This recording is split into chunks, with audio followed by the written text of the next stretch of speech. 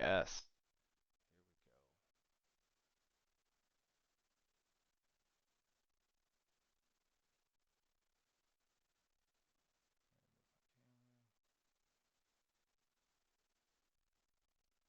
All right.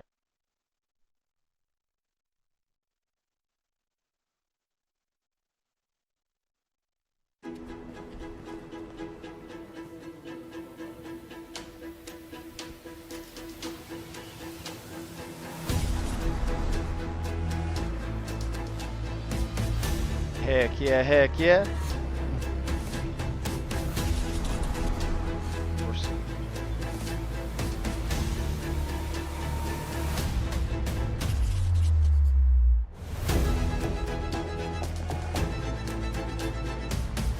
Let me know how audio is, guys.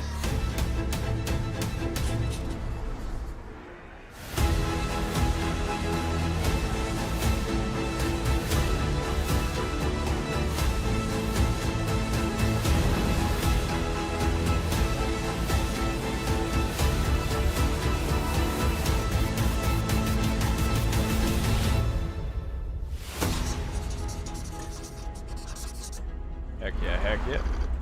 There we go.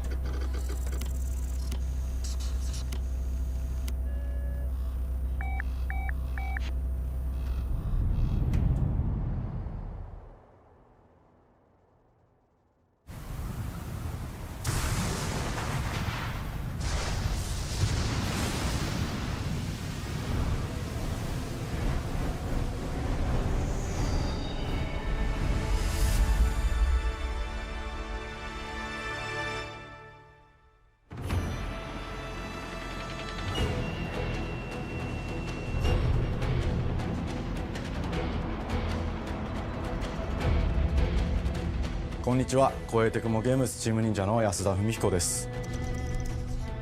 今日は皆様にチーム忍者が長く大切にしてきたアクションシリーズの新情報を発表できる機会をいただけてとても嬉しく思います。早速ですがこちらをご覧ください。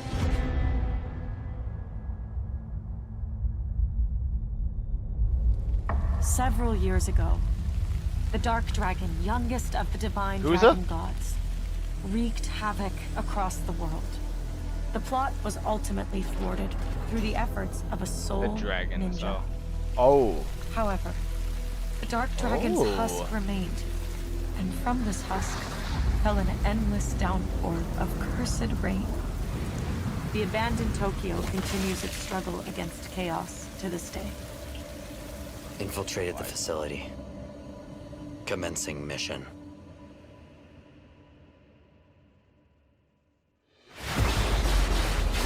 Yo, thank you very much for the follow, Leonardo. Appreciate it, my guy. Thank you very much. Welcome. Welcome to the Empire, my dude. No escape. Ninja Gaiden.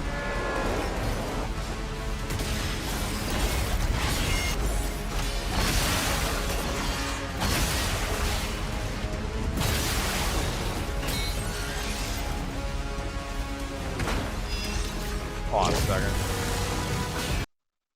Is it coming in clear for you guys? I just want to make sure before we proceed a little farther, because I don't want to. I can always change the quality if need be.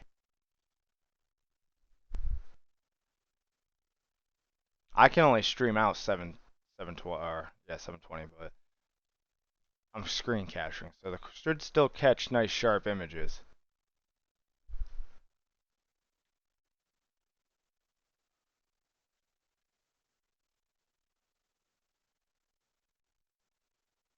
All right. Okay. All right.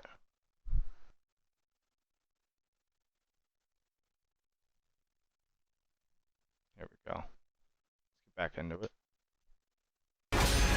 You're open.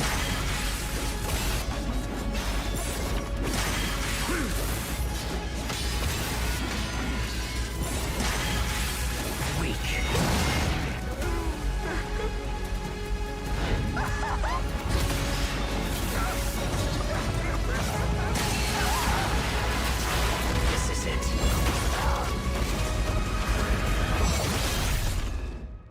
That Ryu looks fucking Hayabusa. sick. Whatever your clan is plotting. And that will be very, very long time since I played one of these games. I might need to find the non-4K version. Hold on a second.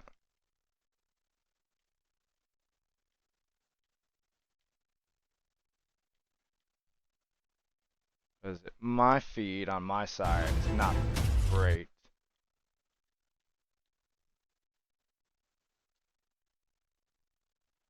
Hold on a second, guys. Fucking recap. Do they have this in non-4K?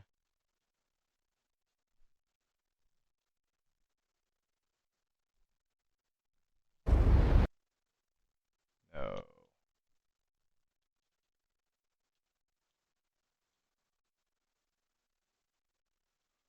Okay. Give me just 1 sec. I'll just lower the quality then. It's really messing.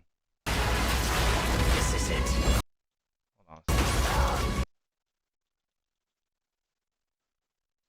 I'm gonna have to drop it.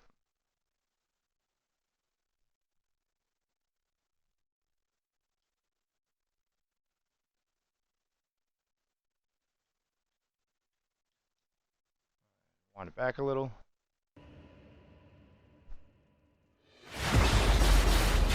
Now it comes in now.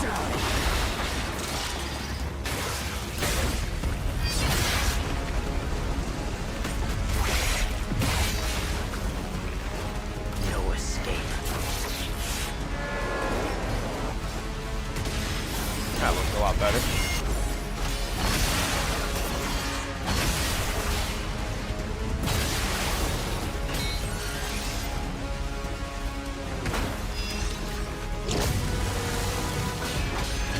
You're open.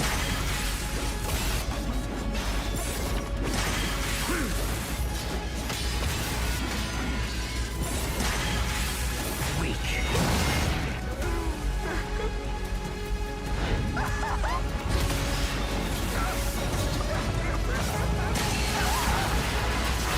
This is it.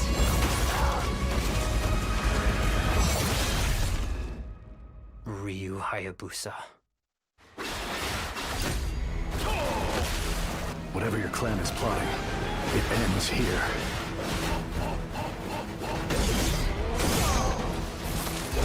If I remember correctly, Ninja Gaiden plays a lot like Devil May Cry, So you've come, or vice versa. Raven. Back off, Hayabusa. I will execute my mission.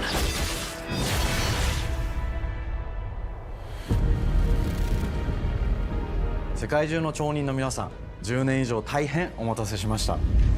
最強の忍者となり容赦なく襲い来る敵に挑むハイスピードアクション忍者ガイデンのナンバリング最新作として忍者ガイデン4を発表させていただきました。本作はプラチナゲームズさんとの協業で開発を進めています。プラチナゲームズさんのアクションゲームというジャンルにおける実績は言うまでもなく、ベヨネッタやニアオートマタなど素晴らしいアクションタイトルを生み出してこられました。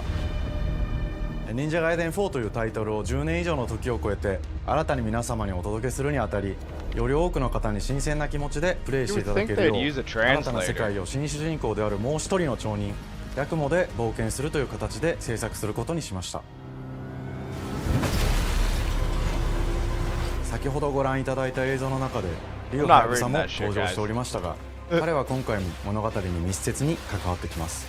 なぜヤクモと戦うことになったのか、リュウハヤブサが戦う目的は何なのか、本作の物語の中で展開していきます。任務は必ず成し遂げる。邪魔をするな。物語は黒龍がもたらした正気の雨によって荒廃した首都東京が舞台となっています。この雨は黒龍がまだ生きている証であり、雨が止まない限り東京に安寧は訪れません。 Hey, Ninja Gaiden fans in here? 今作の新主人公であり、ハヤブサと対をなす The カ last ラ time ス I 一 played 門に Ninja 所 Gaiden 属 was す like るヤクモが 360 era. 首都東京で黒龍を倒し、この世界を晴らすため戦いに身を投じます。これまで忍者ガイデンシリーズで描かれてきたダークでハードな世界観は継承し、そこにさらに危機を感じさせる要素として呪いやより混沌とした景観のデザインを取り入れています。ステージプレイ中に街が呪いの影響を受け、ビルは崩れ、道は歪み、ヤクモをピンチに陥れることでしょう。舞台となる東京はとある出来事によって街全体が崩壊し、魔族やヤクモと敵対する勢力がひしめき合う状態になっており、環境全体がプレイヤーに牙を向くように感じられるはず Pretty です。 fucking sweet though. 前作より立体的に自由度の増した危険に満ちたステージを忍具やシリーズおなじみの体術など忍者アクションを駆使して乗り越えていくことになります。レールアクション、スイングアクションなどのダイナミックで爽快なシチュエーションを多く追加しました。これら以外にも One thing I've always 様 liked 々な about シチュエーションやチャレン I always ジ、 thought Ninja Gaiden was a 隠され really たアイテム fucking などを用意 sweet しており、 game. I used to watch my ステー buddy ジが play 進 it む a ごとに lot. 上がっていくテン Wasn't シ a ョンに game も I played too much 驚い of, ていただける but と思います。 dude, it was such a good time.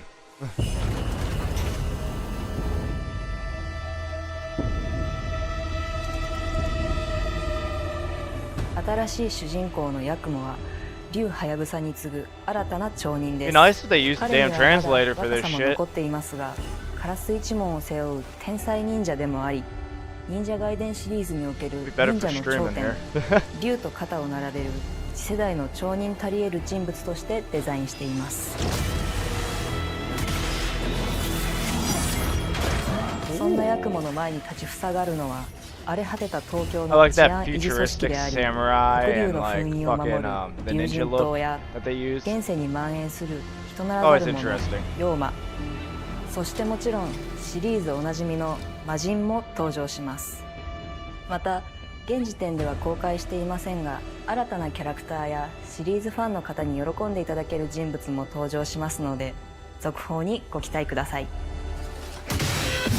従来のシリーズからバトルスピードをさらに加速させ、目にも止まらぬスピードで敵との攻防を繰り広げることができます。 Damn! ヤクモが使える新要素、 Damn! 結 Straight 節忍術 onslaught! ヌエの型を駆使したダイナミックな攻撃によって、これまでから大きく進化した一対他の戦闘を可能にしました。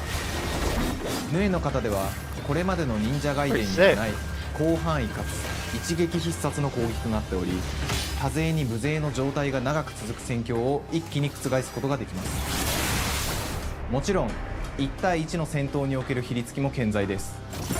プレイヤー thing I find weird about the world of like Ninja Gaiden and stuff, right? So like it's super futuristic. You got like these crazy, like, you know, they wouldn't be using fucking swords and stuff like that, right? But here they are using swords, and they make guns look like guns just never will make an advancement or something. Like you really think of that kind of time and era, like the bullets wouldn't be homing or something? Like come on, like or heat-seeking bullets or something. You know what I'm saying? Like in a theory, like.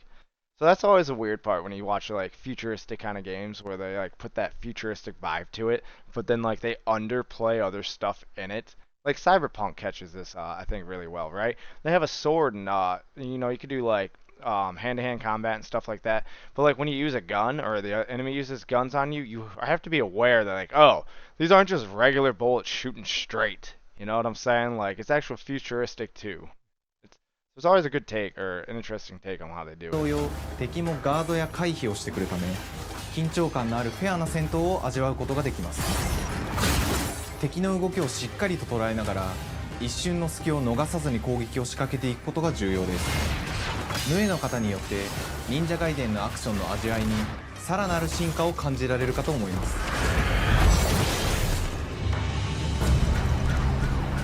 特にアクションに関しては手触り、バランス調整など細部にわたり日々議論させていただき、会社の垣根を越えた密なやり取りをさせていただいています。本作の主人公であるヤクモは竜とは一味違うアクションを有していますが、その中でもしっかりと忍者外伝らしさを感じていただけると思います。例えばカラス、 Spending a lot of time 2 just つ on の this 型が one あるとい game. う点がヤクモの大きな特徴ですが、それらが持つ多彩な性能のアクションを用いて敵や状況ごとに使い分ける攻略の深みや Kind of a weird 熱 direct 脚、実技などを focus on 絡 one め game た this long. 抑揚あるスピーディーな攻防などはもちろんヤクモでも健在です。ヤクモと竜ハヤブサはそれぞれがかなり異なる個性的な遊び心地になっていますので、さまざまな戦闘バリエーションを楽しむことができるようになっています。ヤクモ、そして竜ハヤブサの双方で飛燕、伊豆名落としなどシリーズおなじみのアクションも駆使しつつ、新アクションを織り交ぜた新しい忍者ガイデンにご期待ください。忍者ガイデンシリーズに色濃く残っている歯ごたえやグレードの高いアクション体験の継承、さらに我々プラチナゲームズの特徴であるスピーディーなアクションやダイナミックな演出も取り入れ、進化した正当続編を作り上げるべく総力を挙げて開発を進めております。容赦ない敵とのいかなる攻防にもフェアに戦える手触りをヤクモでも目指しています。皆様に進化した忍者ガイデンを触っていただける日を楽しみにしています。シリーズファンはもちろんのこと、忍者ガイデンを初めてプレイする方でも存分に楽しめる作品になっておりますので、ぜひ発売をお待ちください。長年にわたってプラチナゲームズさんと共にまさに忍者のように潜んで忍者ガイデン4の開発を進めてきましたが、ついに発表することができて非常に嬉しく思います。2025年秋に本作を皆様にお届けできるのを楽しみにしています。続報にもぜひご期待ください。 Nice. Hell yeah, that looks really fucking good, man. さて、本日お伝えしたい発表はそれだけではありません。こちらをご覧ください。 Wait, these guys aren't done. Yo, for an hour video, and we're already 12 minutes still on the same fucking game? What the hell's up with that? I see, I didn't know what to expect from the direct, but where's all the games? You're gonna be able to fit how many games in this hour? We're already 12 minutes into Ninja Gaiden?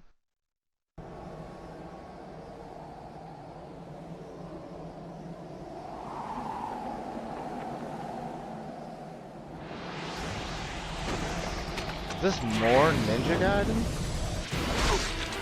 Am I watching a direct or am I watching a Ninja Gaiden fucking showcase?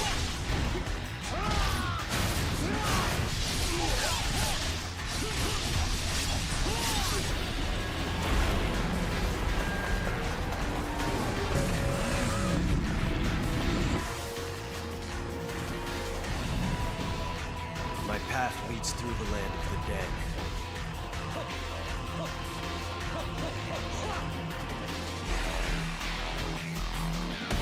Alright, I think y'all showed us enough of this game.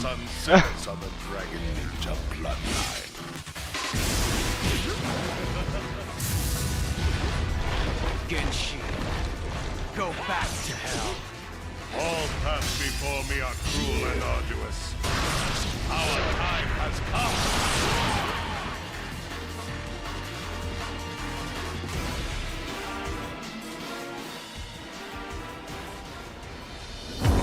忍者ガイデン2のオリジナル版は2008年に Xbox360 で発売し、バイオレンスな表現とハイスピードなバトルを皆様にお楽しみいただいた作品です。今作忍者ガイデン2ブラックではオリジナル版の表現に立ち戻り、アンリアルエンジン5を用いてグラフィックを大幅に刷新、忍者ガイデン2の完全版として開発いたしました。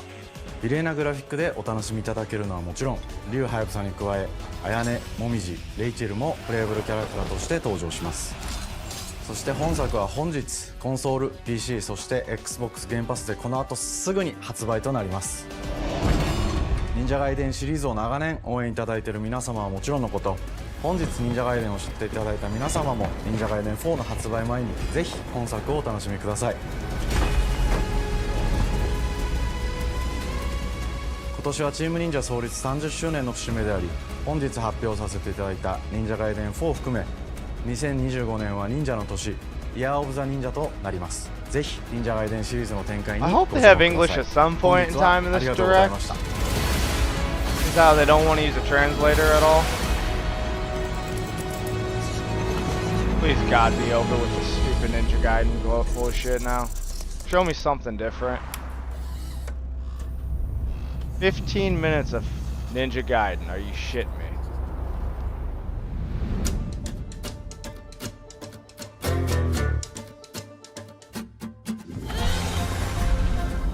What's this?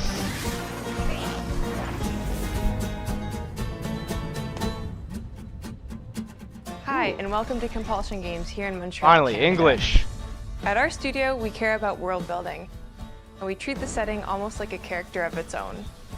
From the magical noir of Contrast to the alternate history of We Happy Few, we draw inspiration from the landscape to shape mood, drama, and intrigue. For South of Midnight, our third-person action-adventure game, the story and characters bring a folkloric Deep South to life. This gave us a chance to explore Southern Gothic themes with a dark fantasy twist. So while our protagonist Hazel is at the forefront of our story, it's the macabre elements and larger-than-life creatures that will leave a mark on her journey and growth. Hold on 1 second. I think ads are about to play or in progress. Let me check.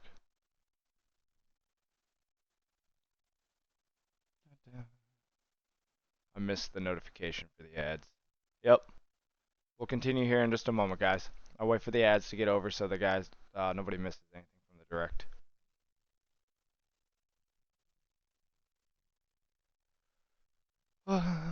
Just give it a few. Once ads are over, we'll continue here back with the direct. Man, 15 minutes of Ninja Gaiden.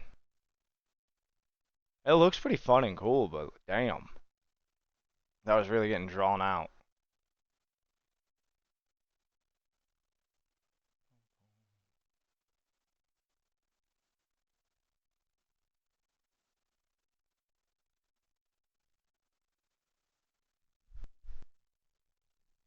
Let's see.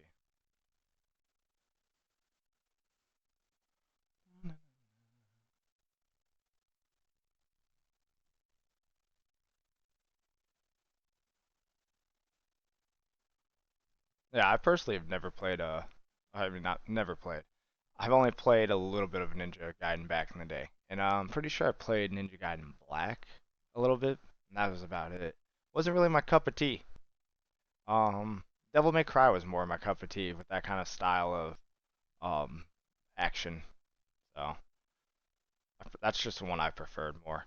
Plus, I like the darkness vibe more of the Devil May Cry series than I did Ninja Gaiden back in that time. And it was a whole different time then. Just a little over a minute left on these ads, and then we'll get right back into it. I need to make some coffee here soon.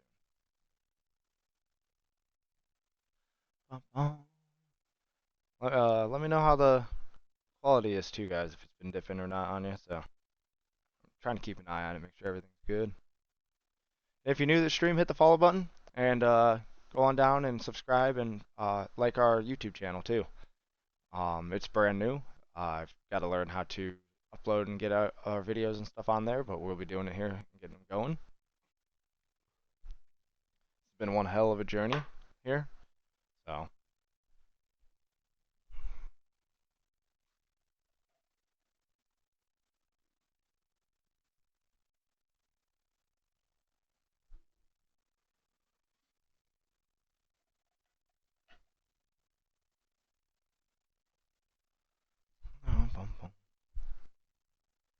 Alright, ads are just about over, and we'll get right back into it.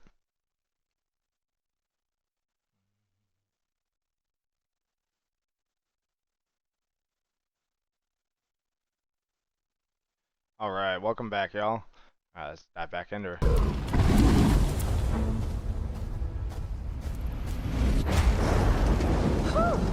It is really picking up out there. Did you pack everything? Mama, this ain't my first hurricane. I know what to do. As long as you didn't forget the flashlights and batteries. Oh, shit, we got 5 minutes. Let's go. We wouldn't be rushed if you didn't. Don't mumble. Speak on it. I said we wouldn't be rushed if you didn't waste all that time at the shelter. Now, you want to bring this up right now. I'm just saying. Hazel, please. We might need some help. I might need some help. While you're out helping everybody else. Hazel!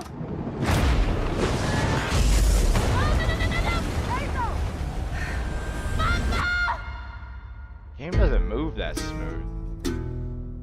Hazel may start her journey as a typical It's a little 19-year-old, but disastrous events will push her into a darkly magical world where she'll learn who she really is. And how to tap into weaving. Got like an anime an ancient moving magical power to it. that redefines her Not trajectory in life. smooth. That's smoother. The land itself chooses Hazel as a weaver. Someone who can see beyond the surface and tap into a deeper reality, the grand tapestry. Weavers can see the fabric binding our worlds, connecting people, nature, and echoes of the past. Keep those hands to yourself. Hazel can perceive both the mystical strands and stigmas in the world. Through her newfound power, she reweaves these stigmas and mends the afflicted creatures she encounters. As Hazel discovers her power, the world gradually shifts into the surreal, revealing that creatures from the old folktales actually exist. You up here, my salvation. Among them is good old Catfish, the storyteller who becomes both the guide and companion to Hazel across the game. It ain't every day I hear about a new weaver such as yourself. Would you kindly do your weaver thing and help me down? Meeting Catfish marks the true beginning of Hazel's journey. All of Hazel's arsenal and powers are designed around textile crafting and traditional spinning wheels. Her weapons include a spindle, 2 weaving hooks, and a distaff. Her magic abilities manifest with supernatural lace-like patterns, blending the traditional craft with mystical elements. Hazel engages with the world through a variety of movement abilities. Those abilities also help Hazel progress on a journey. As her journey unfolds, Hazel will master new weaving abilities, using them to traverse the world, conjure objects, and confront adversaries. Very interesting Combat game. is about understanding and adapting to different enemy archetypes known as Haints, the manifestations of corruption Hazel encounters. These Haints trap Hazel in combat until she unravels them, destroying them in the process. Each Haint has its own unique moveset, strengths, and weaknesses that you'll need to learn and adapt to. For example, the slug burrows on the ground and unleashes devastating strikes from afar, while the Ravager closes the distance with chilling speed. Hazel can counter these threats with agile melee abilities to execute powerful combos, jump attacks, and charge attacks. But close combat is risky and can backfire because Haints have powerful defensive abilities. Mastering your magical skills become the key to gaining the upper hand in combat. Definitely different Push, having your pull, and weave are some of don't the have spells anything on the at your bottom of the disposal screen. Everything's that at the give you top a left. tactical advantage during a fight. Timing is everything. Pull distant enemies close to start melee combos, push them back I to don't know how I interrupt like and that. stun their attack. Having to look up the top left corner of the Then screen press to know the when your advantage with cooldowns are. follow-up strikes. Spells interact uniquely with each enemy type, creating dynamic combat scenarios, especially when facing multiple types of opponents at the same time. Once near death, enemies can be unraveled, breaking their core and setting them free of their corruption, which has the added benefit of providing health boosts and reducing ability cooldowns. If you play your combos right, you can enhance Hazel's combat readiness and keep on chaining her abilities. As Hazel progresses in the game, she unlocks new moves and improved abilities, and you'll have to decide which areas to prioritize. It's an indie game, or The are they upgrades will trying to change push how this you as approach like a combat, double A game? like enhancing area of effect attacks, or refining push and pull skills to improve precision and make them feel more rewarding. The combat system is fast It seems and a lot like responsive, an indie game. built around chaining attacks, landing precise strikes, and unraveling enemies. You mind if I take a look around? You can see every place old Molly terrorized and more. Now for the low, low price of $1. In Hazel's search for her mother, you'll explore multiple regions, each ruled Hopefully by a this isn't mythical priced creature more with than their own Southern $40, Gothic man. history. You'll gradually uncover the This is backstories not of these $60 beings, once quality. human or animal, who were transformed by tragedy, their secrets waiting to be discovered. That's As a different. weaver, Hazel Like a heals these wooden creatures prop. by collecting fragments of haunted memories. We call these echoes, which reveal each creature's past. Hazel must experience these echoes before she can mend them. What kind Seems of like a person really would do that interesting to someone? story, though. We design each region to reflect the creature that's been doomed to wander it. From the atmospheric environment to unique music themes composed for each one. While not all encounters lead to direct combat, Hazel will need to face mythical creatures in epic confrontation before she can heal them. Our boss encounters and gameplay sequences also reflects the uniqueness of each creature, with distinct mechanics that center around a specific thematic. These encounters feature multiple phases that ramp up in complexity. As the encounters progress, the musical theme builds up, cranking the tension alongside the fight. Whether it's Two-Toed Tom or hugging Molly, each of these larger-than-life creatures is inspired by Southern folklore and lead to climactic battles. Why are some parts moves really well and then other parts are like South choppy of Midnight unfolds as a hero's journey, and as Hazel, you'll travel through a tapestry of Southern-inspired landscapes. From abysmal swamps to flooded farmlands to the Appalachian peaks. In our magical South, decaying buildings reclaimed by nature stand moments away from a hungry Rugal. And as Hazel delves deeper, reality bends ever more toward the fantastical. It's not an open world. The history, landscape, and folklore of the American Deep South fill our world, and our team has infused the game with thoughtful details and environmental storytelling, like our bottle trees and haint blue porches, which are said to ward off evil spirits. The weight of the past emerges as central themes, which you can see through old abandoned buildings and businesses struggling to survive.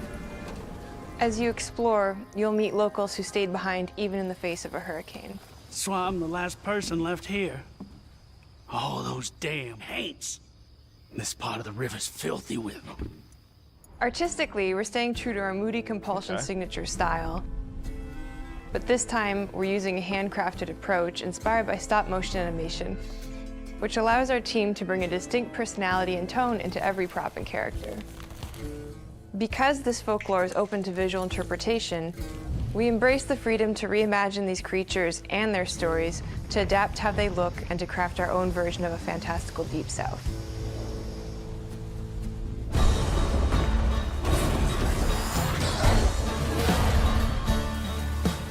At Compulsion Games, we love to craft around central themes.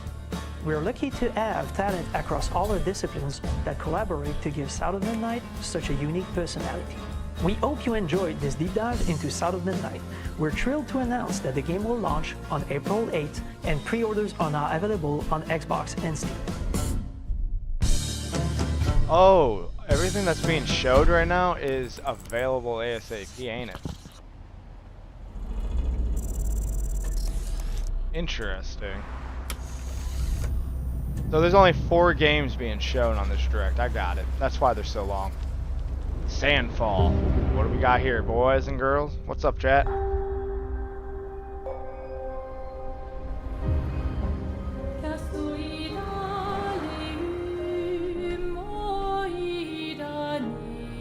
Bonjour, everyone.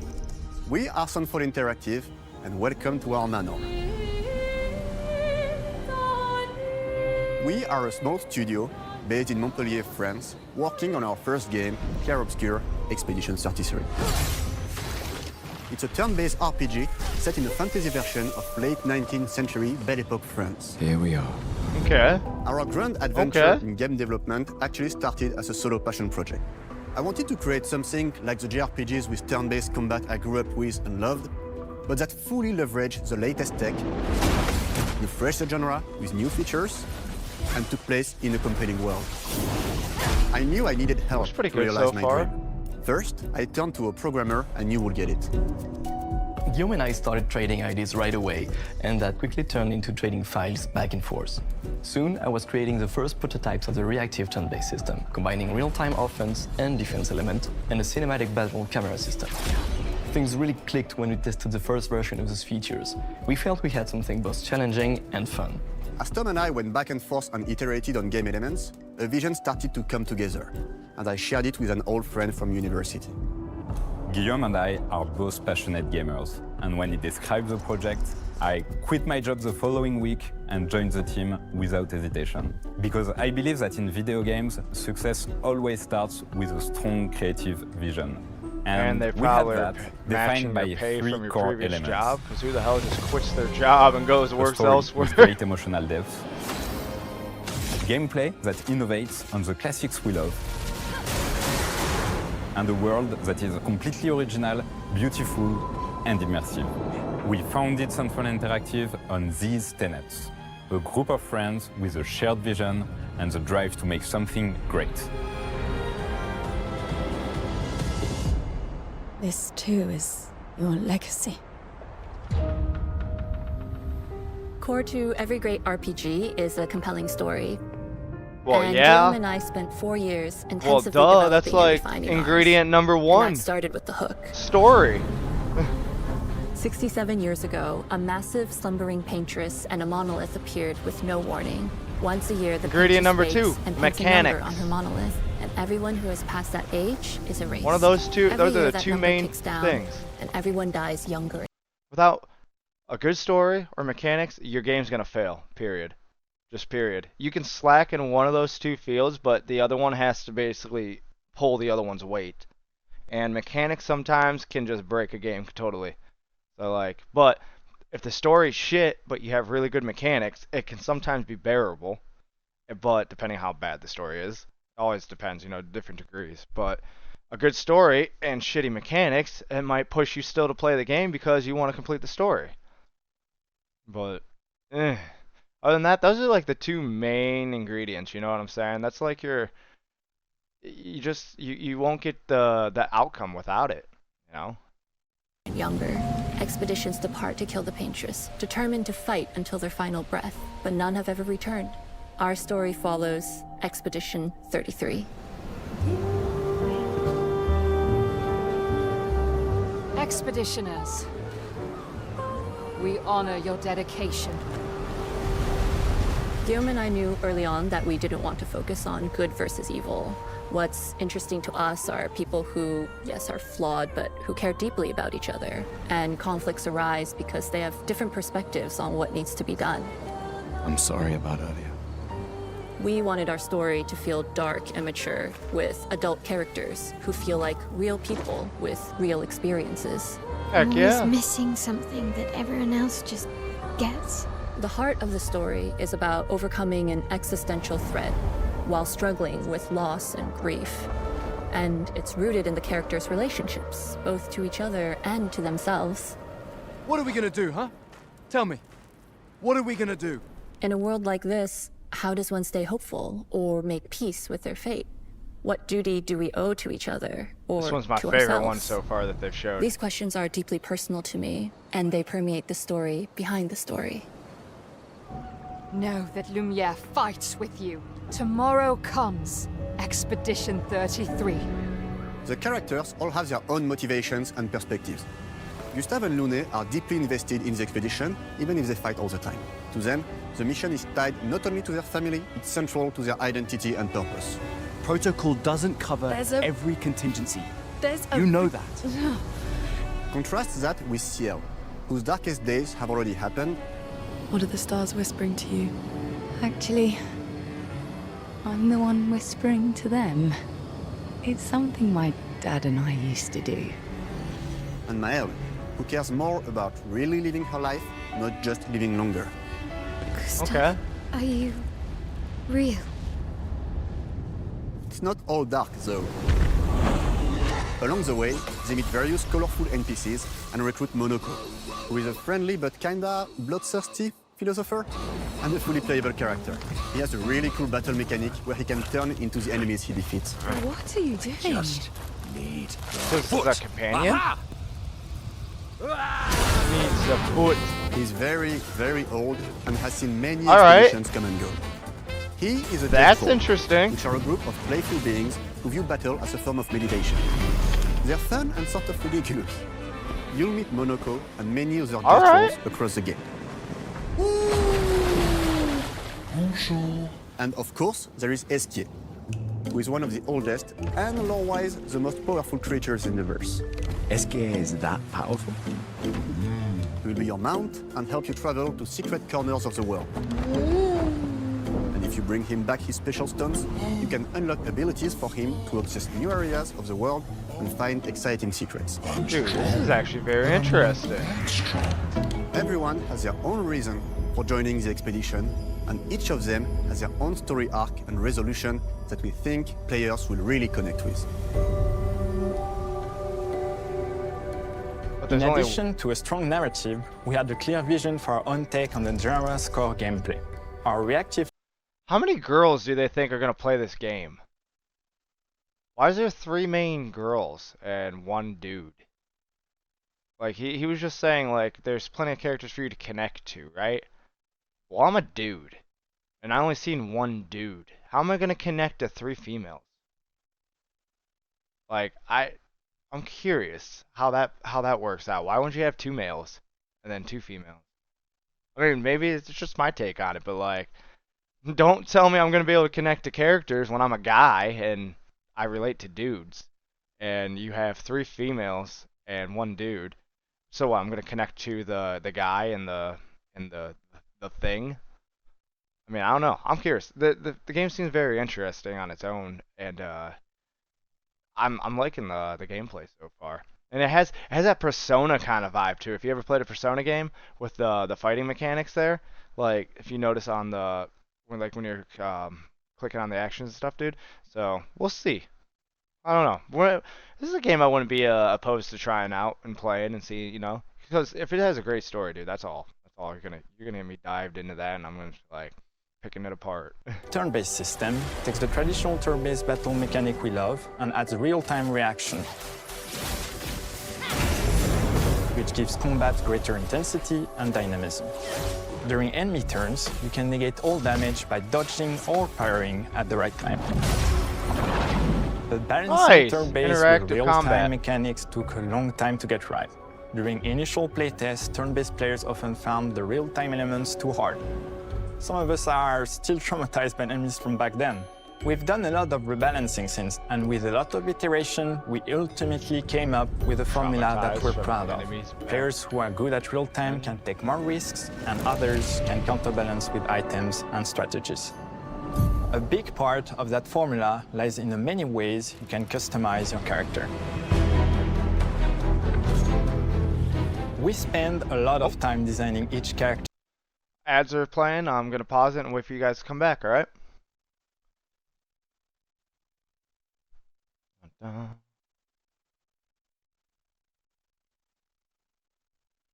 I'll see you guys right after the ads are over.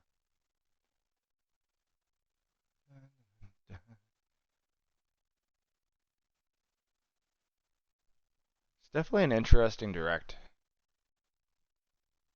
We got enough time. It's for the last video to be playing here soon. Yep, ads will be over in just a few.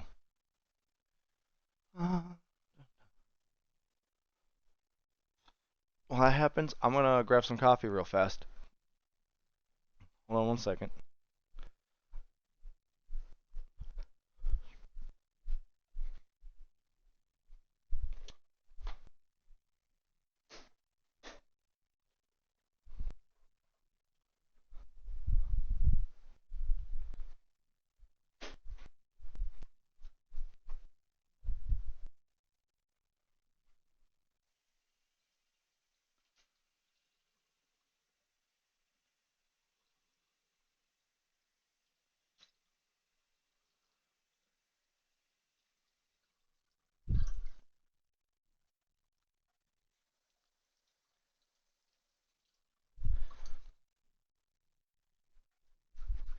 Ninja Gaiden game at first, at the beginning there, was definitely looking...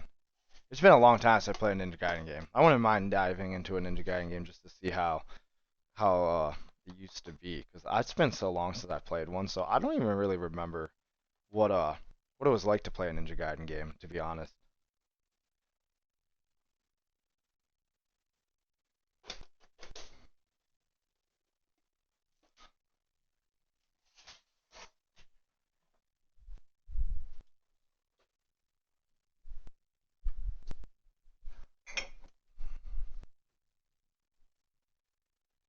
Okay.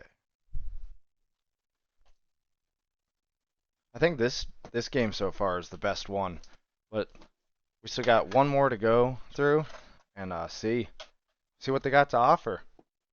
And then we'll watch a couple more videos after this pertaining to Xbox and whatnot.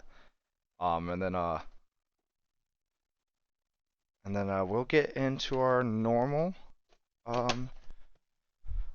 stream after that. Back to Hogwarts Legacy, and you know, getting into, what is it? I think it's part 3 or is it part 4? I think it's part 4. We'll be starting after all this, part 4 of our Hogwarts Legacy playthrough. So, ads are just about over. Once they're over, I will start this back up.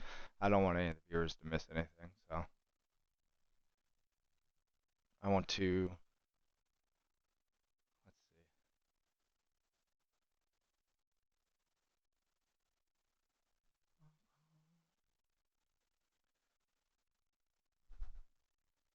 Yeah, this game looks really cool. That last one looks definitely interesting. I'm curious about it. With Hazel. It definitely I like the art style a lot, because I'm a big fan of that kind of art style in a way. It reminds me of the old Tales. What are they called?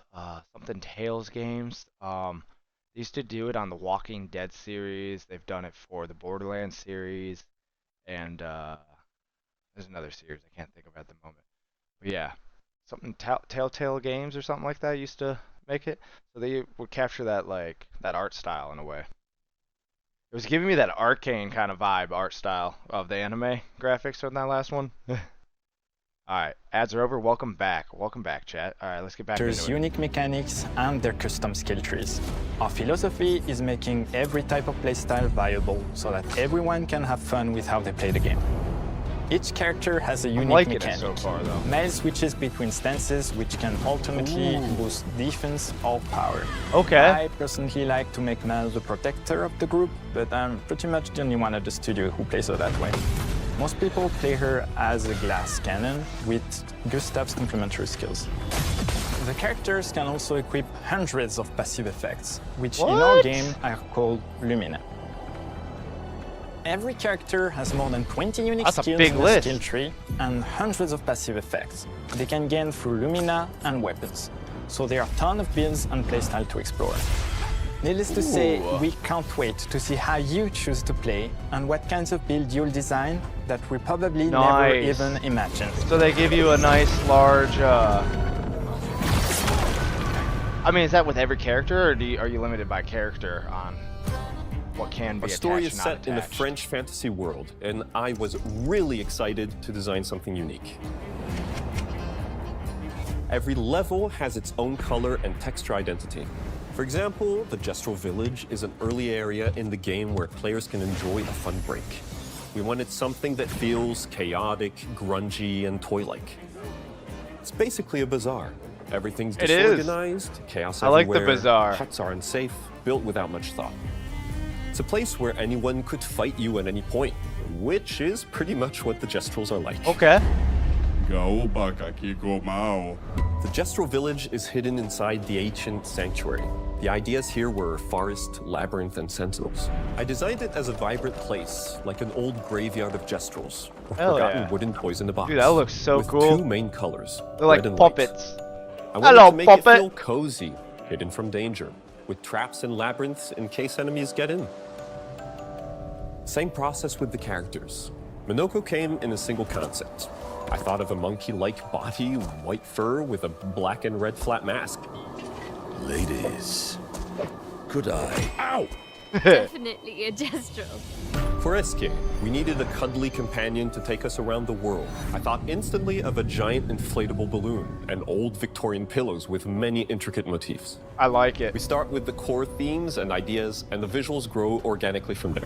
Yeah, I like it when countries, and in general, will put some of their culture into the game like this, and their own kind of view, not views, but like fantasy kind of views. You know what I'm saying? Like when you read a book, if you read books, right? If you read books that come from different parts of the world in general, you'll understand what I'm kind of saying then, right?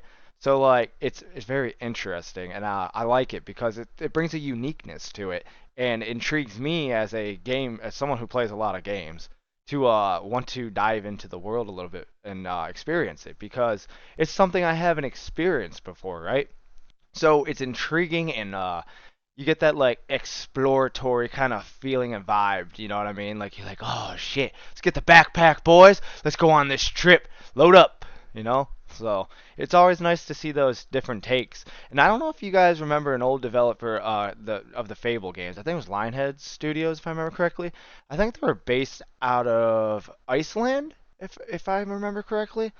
But yeah, dude, that they did that with Fable, right? And dude, it was such a great experience. And not just with those, like you also see it in the architecture too, of like the buildings and stuff, dude. And it's so nice, like, cause I like it. I like those the genre and the vibes that they do, cause that art and style and stuff, dude. You know, you'll see things that are kind of like been done over and over in a way. So it's always good to see like them come from a different perspective, you know. From the very start of the project, there was one thing that we absolutely wanted to bring back from older JRPGs. A feature we really loved, but is very rare these days. A completely 3D and navigable world map. Yes, we've got a world 3D map. maps. I do. Hogwarts Legacy has a little bit of a 3D. Create, both artistically and technically. What is and that? It ended up a lot bigger than we expected. You'll definitely need SKZ. I wasn't expecting this kind of mappage. Okay. We're super happy with the result. Okay. As there's a lot of side paths. I thought it meant like opening the map menu. If you want to fight the toughest bosses of the game, you will have to explore. Good luck. Exploration. See, this game looks really fucking fascinating. Our hearts and souls into this game for the past 4 years. That's why we're delighted to announce that Expedition 33 launches on April 24th on Xbox Series X and S and is available day one with Xbox Game Pass. Nice. You can already wish the game and follow us for more info. We are super excited to invite you into the world of Expedition 33. We are a small, passionate team. I think we'll try this game out on our channel, can't wait for you to discover our story, our world, and our take on the turn-based genre. On behalf of everyone I love turn-based games, so thank you for joining us. Tomorrow comes. Heck yeah. Demain viendra. Tomorrow comes. Demain viendra. Demain viendra. Tomorrow comes. Expedition 33. All right.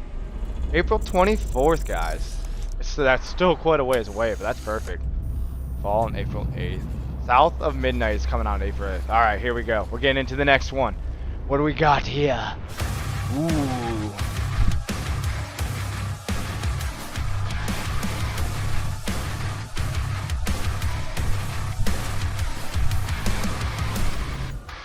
What we got? Doom? What? No way. Hello. Oh, the Doom creators. I was like, wait, you're gonna announce another Doom? Where more than 30 years ago, a small team of game developers helped define and set a course for first-person shooters. A lot has changed since then, but our team is as passionate as ever. And the most important values at the core of our games, innovation, craftsmanship, and performance, remain a priority for us to this day. And as you're about to see, those values are infused in every aspect of this latest installment in the legendary Doom franchise. It is an honor to work on this game, to carry on its tradition of creating all-out, groundbreaking levels of fun. So now, we're excited to share with you a look at our most ambitious game yet. This is Doom: The Dark Ages. That was so stupid I mouthed the words. We got another Doom, boys. I gotta play the last one still, so.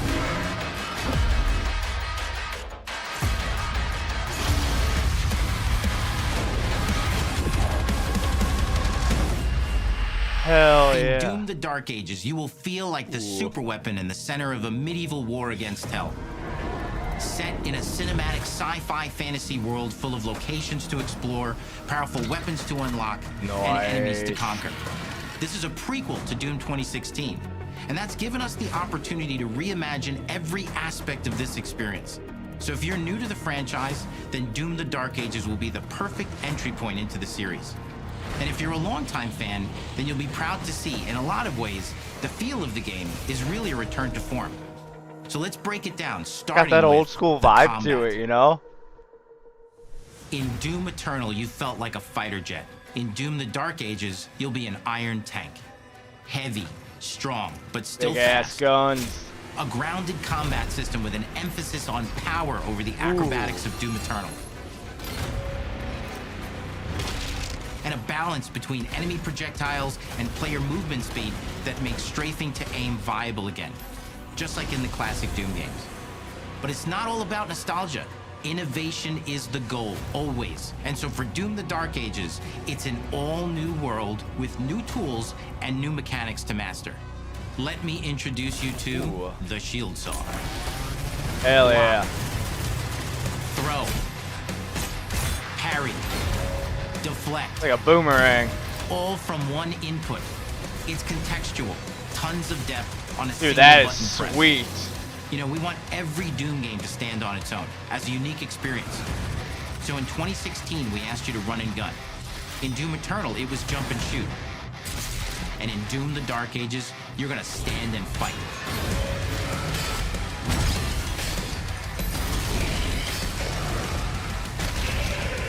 Okay. And the Shield Saw will give you the strength to go head to head with some of the biggest, baddest demons we've ever created at id. But that's not all. Because if you're gonna stand and fight, then you gotta have something to follow up that opening parry with. How about an iron flail? That's sweet. I like flails. Or even a Doom spiked mace. That's right, we have 3 melee options that are part of the melee system. All on one input, complete with combos and upgrades. And it's totally awesome. What's the third one? The shield? And you can finish off the demons now with an all-new, unsynced, completely in the player's control. Do they still have fatalities or whatever they want to call them in this game? Out as you see fit, and it feels amazing. You'll feel Finishers? unstoppable, smashing your way through the horde with total freedom. And that seems like a ton, but that's just 2 inputs. We got one more really important button that we haven't talked about yet. Ooh. The trigger.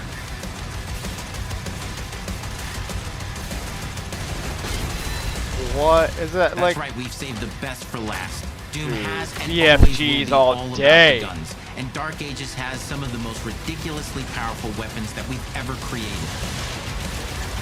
Oh. Mean. Ancient. Brutal torture machines built to butcher. So that's like an AoE gun. And shred the minions of hell with. Fat boys. Only in Doom. That's the mission statement for the design of these never-before-seen. I don't know if you noticed, but this guy isn't taking any damage at all. That only the Slayer has the power to wield. So let's take a look at some extended gameplay footage and see how these medieval mechanics synergize with the enemies and the environments to form the new combat loop for Doom the Dark Ages.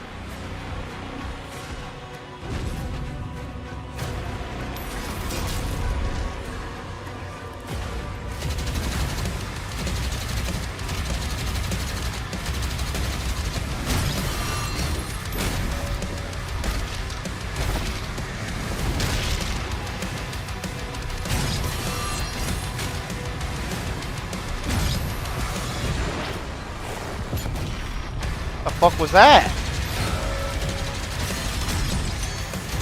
Dude, it's just hitting in the face. So while that shield does its thing, you can just go around beating this shit. Nice. Whoa. Whoa. Is it only the green ones you can shield against? Oh. What about a flamethrower? Can you shield against a flamethrower with your shield? And under the hood, for the first time in an id game, we've made our combat more approachable and flexible than ever before, with a new difficulty system and sliders that will allow players to tune the speed and challenge of the game to whatever fits them best. You can slow things down or speed them up. It's a Doom for all Slayers. And that's gameplay interesting. Doesn't end with just the Slayer. That's a different type of control. We finally have for you. We've been waiting for 2 games now to get in and pilot your very own 30-story Atlan, which is a mech. It's the size of a building. It's powerful, and you can beat giant Titan-sized enemies to death with your gauntleted fists. And if that wasn't enough, we also have for you your very own fire-breathing, Gatling gun-toting cybernetic dragon.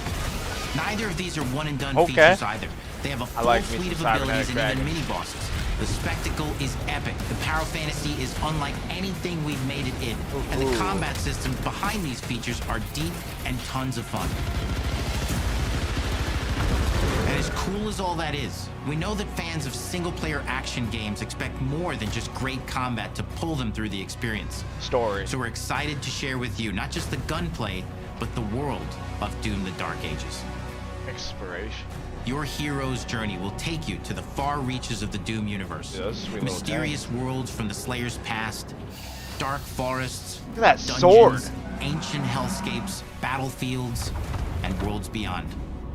And through exploration, you'll be unlocking new abilities and godlike powers every step of the way. Okay. Now armed with your trusty shield saw, you're gonna cut, leap, and smash your way through environments full of secrets and treasures. That's interesting. There's always something new waiting to be discovered or destroyed. Now let's take a closer look at just one of the many missions you'll experience in Doom: The Dark Ages. In this level, you will meet the enemy at the gates and save a city from certain destruction. Explore the medieval battlefield outside the castle walls, seeking out targets and enemy formations along the way to engage with as you see fit, with any gun you choose. Ooh. Explore what is the largest play space ever in a Doom game, discovering secret caves and dungeon-like mines in search of vital There's resources. a lot of dudes. You control the pace of the game. Where you go, who you fight, and the objectives you pursue.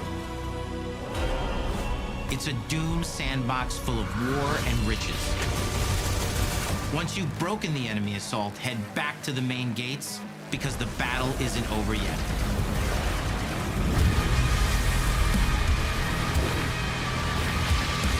What is that? Coming out of the lava. Ooh, it's a big boy. And the soundtrack to your epic adventures will be composed by the award-winning team Hell at yeah. Finishing Move, providing you with a metal soundscape that's loaded with guitars, medieval vibes, and pure adrenaline. Straight You'll heavy feel metal, like you're baby. expanding the legend of the Slayer with every mission you complete. And speaking of that legend, the story of Doom: The Dark Ages, like everything else in the game, is Dude. big. It's a summer blockbuster event with everything on the line, and you are the star of the show. Your power is coveted by your enemies and withheld from your allies. With the Slayer imprisoned at the start of our story, the balance of power between good and evil is shifting, and time is running out. It's a new story and the perfect entry point for new players. It's easier to access now as we've taken the narrative out of the codex and into the cutscenes, featuring new characters, old allies, and powerful new villains. And for returning players, it leads directly into the Doom 2016 Slayer's Testaments. It's an action story worthy of the Got Slayer's that legend. Viking vibe to it.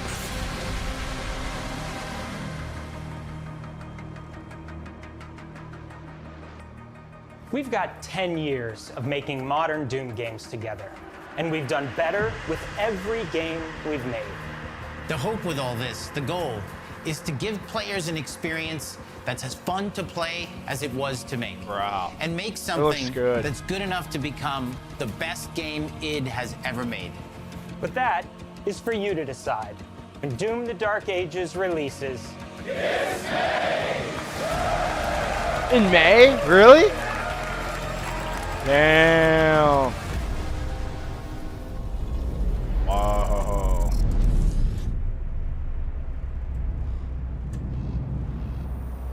Damn.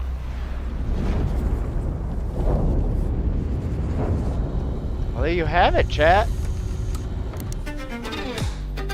I cannot move. There you have it. That's the direct. You will feel like the super weapon in the center of a medieval war against hell.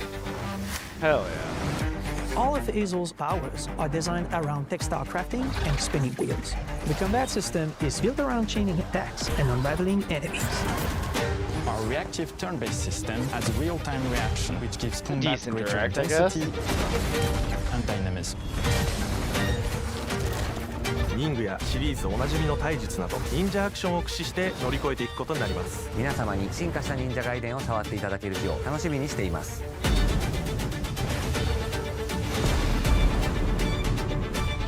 Wow.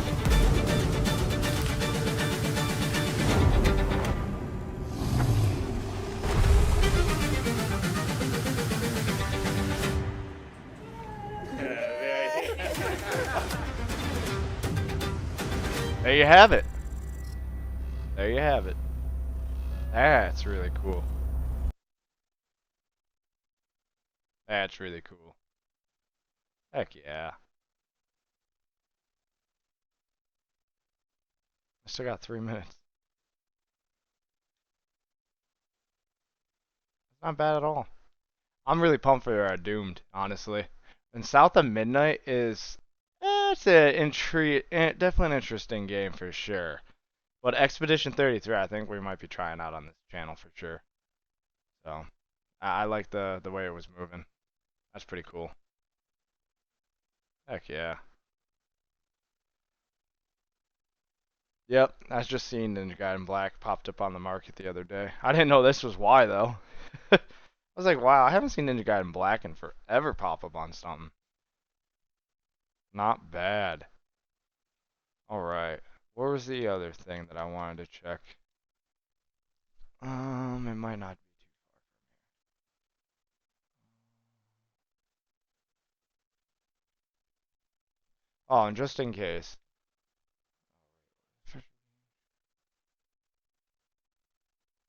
Xbox plans to completely change. Let's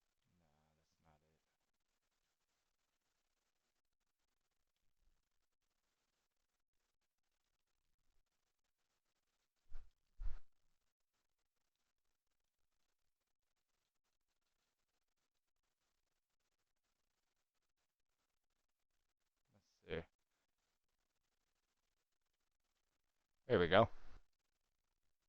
Jimmy John's wants to make that sandwich a little less lonely by adding free chips and a free drink after 2 p.m. Downy Unstoppables with odor blocker will keep you feeling I'm fresh gonna all start day. this up here in just a moment. Smell I wanna go unstoppable. grab my coffee. Xbox is. Alright. We'll dive into this in just a minute. Wait. Hold on. I thought this was the official. Hold on. Hold on.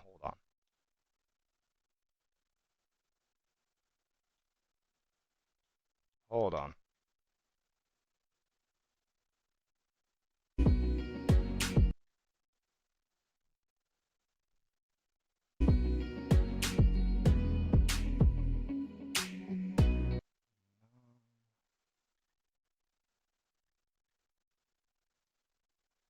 a second. I'll just go to them to get what I'm looking for.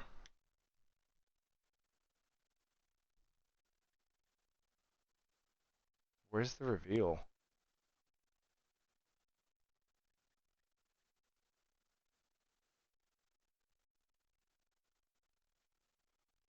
Where's the reveal? That isn't somebody else's, so I don't have to worry about the content bullshit.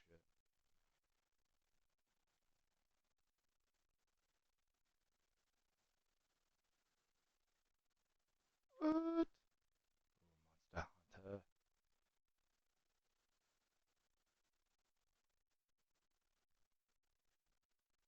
I thought it would have been like right there at the top.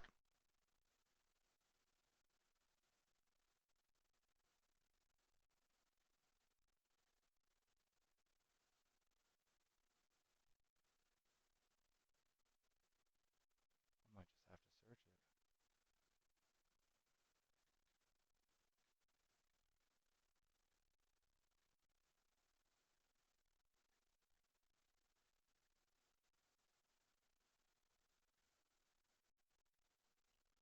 Damn.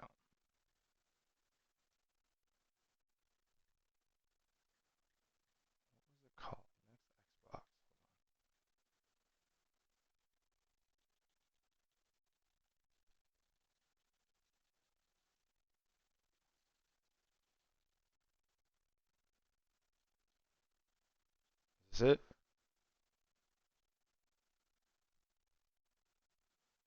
What an... Hold on. Alright, that is it. I just want to make sure. Okay.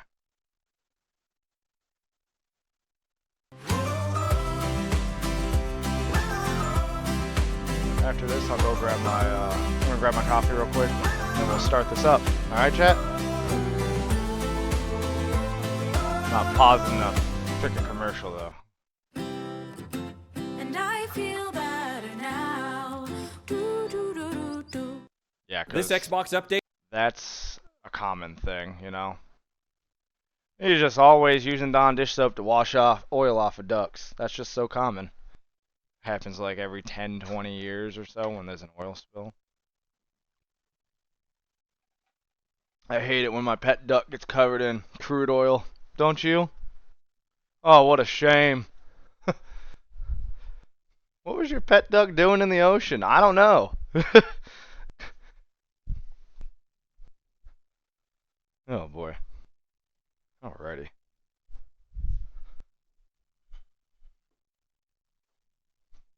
Da-da-da.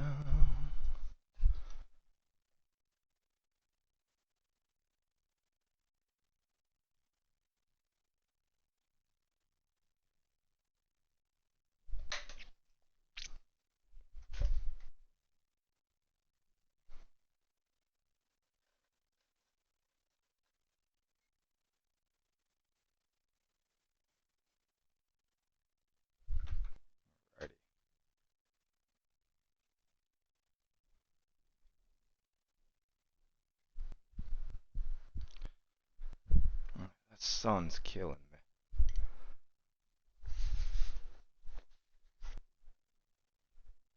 There we go.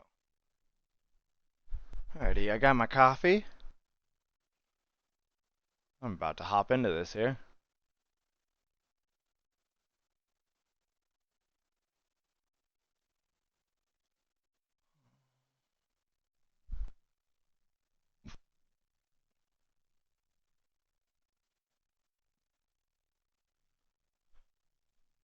Okay.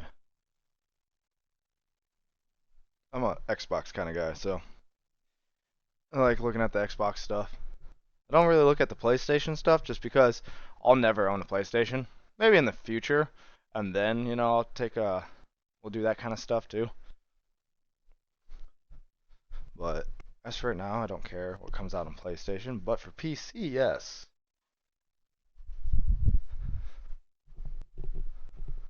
Then we are going to be playing PC games. Oh, and if you're new to this channel, we currently have a clips challenge going on for an event for our community. Whoever makes the best clip, and you have to upload it into the Discord, and that's where we're doing the voting. You will get a chance to win a game of your choice off of Steam, $60 or less. It doesn't mean you get 2 games if they're under $60 or anything like that. You get one option. That's it. No ifs, ands, or buts about it. Yeah, there's a limit. So if it's like tax is not included. But if it's you wanting a $65, $70, not happening. It's $60 or less. So, but yes, and it has to be a game that is out, not coming out. That is out. So those are the rules so far. But depending on how the feedback from the community and how many people participate in this challenge and go, that will determine if there's a second place prize or not. So, which I'm not against, but first place is so far determined. But yeah, and if it gets really ridiculous and there's a big response to it, then I'll have a first, second, and third place prize. But this is our first community event that we've ever done. And yeah, we'll see how it goes, test the waters, and this will help us when we go to do future events and stuff, and how to like go about it. So, well, yeah, let's dive into this and see I'm curious. Is too little too late. Did the big surprise at Developer Direct live up to the hype? What is up, y'all? I am Ray, and this is my channel, Xbox Ready, where we get on and we talk about Xbox stuff. The latest news, rumors, games, accessories, pretty much anything I want to talk about as long as it's about Xbox in some way. And in today's video, we're going to talk about an Xbox update that can solve your console storage issues once and for all, a cool new Xbox accessory coming out, and then we'll wrap up the video with my thoughts on Developer Direct. Now, one of my biggest gripes with modern consoles, Xbox, PlayStation, whatever, especially on Xbox, is the storage. The internal storage fills up super quickly. Yeah, Heading into this generation, trash. going from a base Xbox One to an Xbox Series X with that full terabyte of storage, I thought I was going to be living large. Hell I was no. over here thinking 1 terabyte of storage on my console. 1 terabyte of storage is Sick, a man. joke. I'll never have to worry about deleting games, re-downloading them. I'll never have to do that dance ever again. Which, of course, is not true because, well, modern games,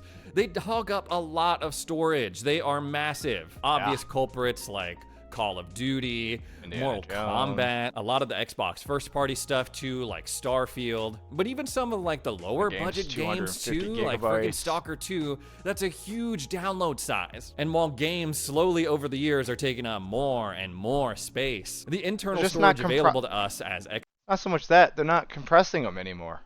Like, it's crazy. Like, years ago, right? A game would come out and like it would be the gigabytes, right? Say it was like 40 gigs, right? You knew by like a year later it would not be 40 gigs unless there was going to be a lot of updates and patches and stuff and or expansion updates and stuff, right?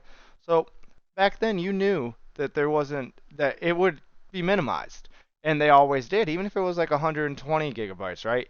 Eventually, like after so much time went by, it'd be down to like 70 gigabytes, you know? And a 40 could easily get down to like 20 depending on the game and stuff like that, right? But it would happen all the time. There's them compressing and fixing, not just fixing, but making it more compatible. And it would always make the game run better too. But now it seems like they're just like, it's 200 gigs. Yeah, we're not compressing it. Just give it to them. If they ain't got the storage, fuck them. Like, it is what it is. Xbox owners hasn't risen to compensate for that. Xbox sort of seems aware of this because this latest update that they're testing out in the Alpha Skip Ahead Insider Ring will now give players the option to support external hard drives that exceed 16 terabytes of storage, which means that you can take something like this 24 terabyte external drive from. You used to be able to do this with the old Xboxes. You used to be able to hook a external into it, no fucking problem, right?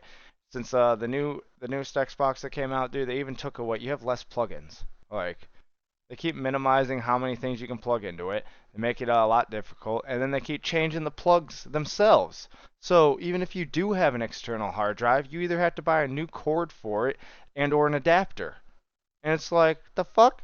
And it's all in a way just to push money and to sell shit. It's so annoying. Like, that's why they keep coming out with these new USB USB stuff, and then they're switching from USB to USB-Cs, and then, dude, it's like, come on. Like, I'm pretty sure Apple was a forefront runner of this bullshit. Like, Seagate and backup. I mean, this has got to be like an entire digital library here over. Dude, 24 terabytes for $400. Dude, 10 years ago, even a terabyte area and stuff was like $400 and stuff. I remember back when this stuff was what it was. It's crazy that you can even think about 24 terabytes for $400. That would have easily been $2,000 back in the day. Like, if it was even an option. Like, just absurd. Yo, what's up, Emily? How you doing? Welcome. Damn, Xbox S series that can't even handle the over. Yeah, you see? Like, it's crazy, right? So they'll talk about these features and stuff, and it's like, can we just stop the thing from overheating? You know what I mean? Like the 360 day. Oh my god, I had a fan just for the just for the system alone. Like right now, no bullshit. My Xbox is alright, but I literally have it set up on a little stage there, so it gets very good cooling, and everywhere it can. There's a fan on my. I have a laptop. That's how we do the capturing and stuff. So I literally have a fan blowing on the laptop and the PC just in case. Like, I had a series and a fucking got cool cooked. Oh my god, yeah. The 360s. Do you remember the 360s? Oh my lord. I went through like 13, 14 of those motherfuckers. About 10 or 11 of them, I thank God for the warranty back then. 10 or 11 of them were warranted, right? I bought maybe 3 myself. And oh my god, I had a buddy, no bullshit, would as soon as it's over, he get like not the red ring of death, but he get the other option, and he would go put the fucker in the freezer. I'm not even kidding you. Would stick the thing in the freezer for a half hour or so, pull it out, plug it back in, and go back into play. And I'm like, you're a monster. Like, damn. But welcome, Emily. Oh my god. Put the fucking thing in a freezer. Yeah! I'm not even kidding you. The first time, I didn't believe him when he told me he did this, right? I was over at his house chilling. And I've heard of other people kind of doing this, but like, when you see it with your own eyes, you're just like, what the fuck? Then like, no bullshit, I contemplated that at times, but I didn't have the issues he had with his Xbox. I had other issues. Yo, what up, Looming Snowman? How you do? Oh, yeah, it's a ban right there, you son of a bitch. Hold on 1 second. Gotta get this guy the fuck out of here. Throw him out like Alex Jones. Boom. There we go. We don't want your view bots. Oh, man. I wish I had a freezer at that time. Oh, man. And something I used to do, okay? This was a weird thing, okay? You could toss a blanket or, like, not like, I would say a towel, actually, into the freezer. I'd do this at times. You put a towel in the freezer, and you, like, get it cold, right? If it's not wet, it's not going to, like, get hard. So you put a towel in the freezer for time, pull it out, and wrap the system with it, and it would work. And no bullshit, it would work. You could do tactics like that. And it's crazy, because if you were a big-time gamer, and just in general, that's how you know these little fucking tricks to do to the systems. And it's nuts, because, like, you're just like, and when you hear other people's stories, you're like, oh my god. Like, oh man, yeah, it's always a wild ride. Damn, I wish I know that earlier. Yeah, no, trust me, I went through 13, 14 of them. I got the red ring of death probably 3 times ever though on them, but like other issues with it. Thank God they send you them back, but back then. But like, I haven't had those issues with these, but oh boy. Where were you, Blacklist? Oh man. Hold on 1 second. I gotta handle something real fast.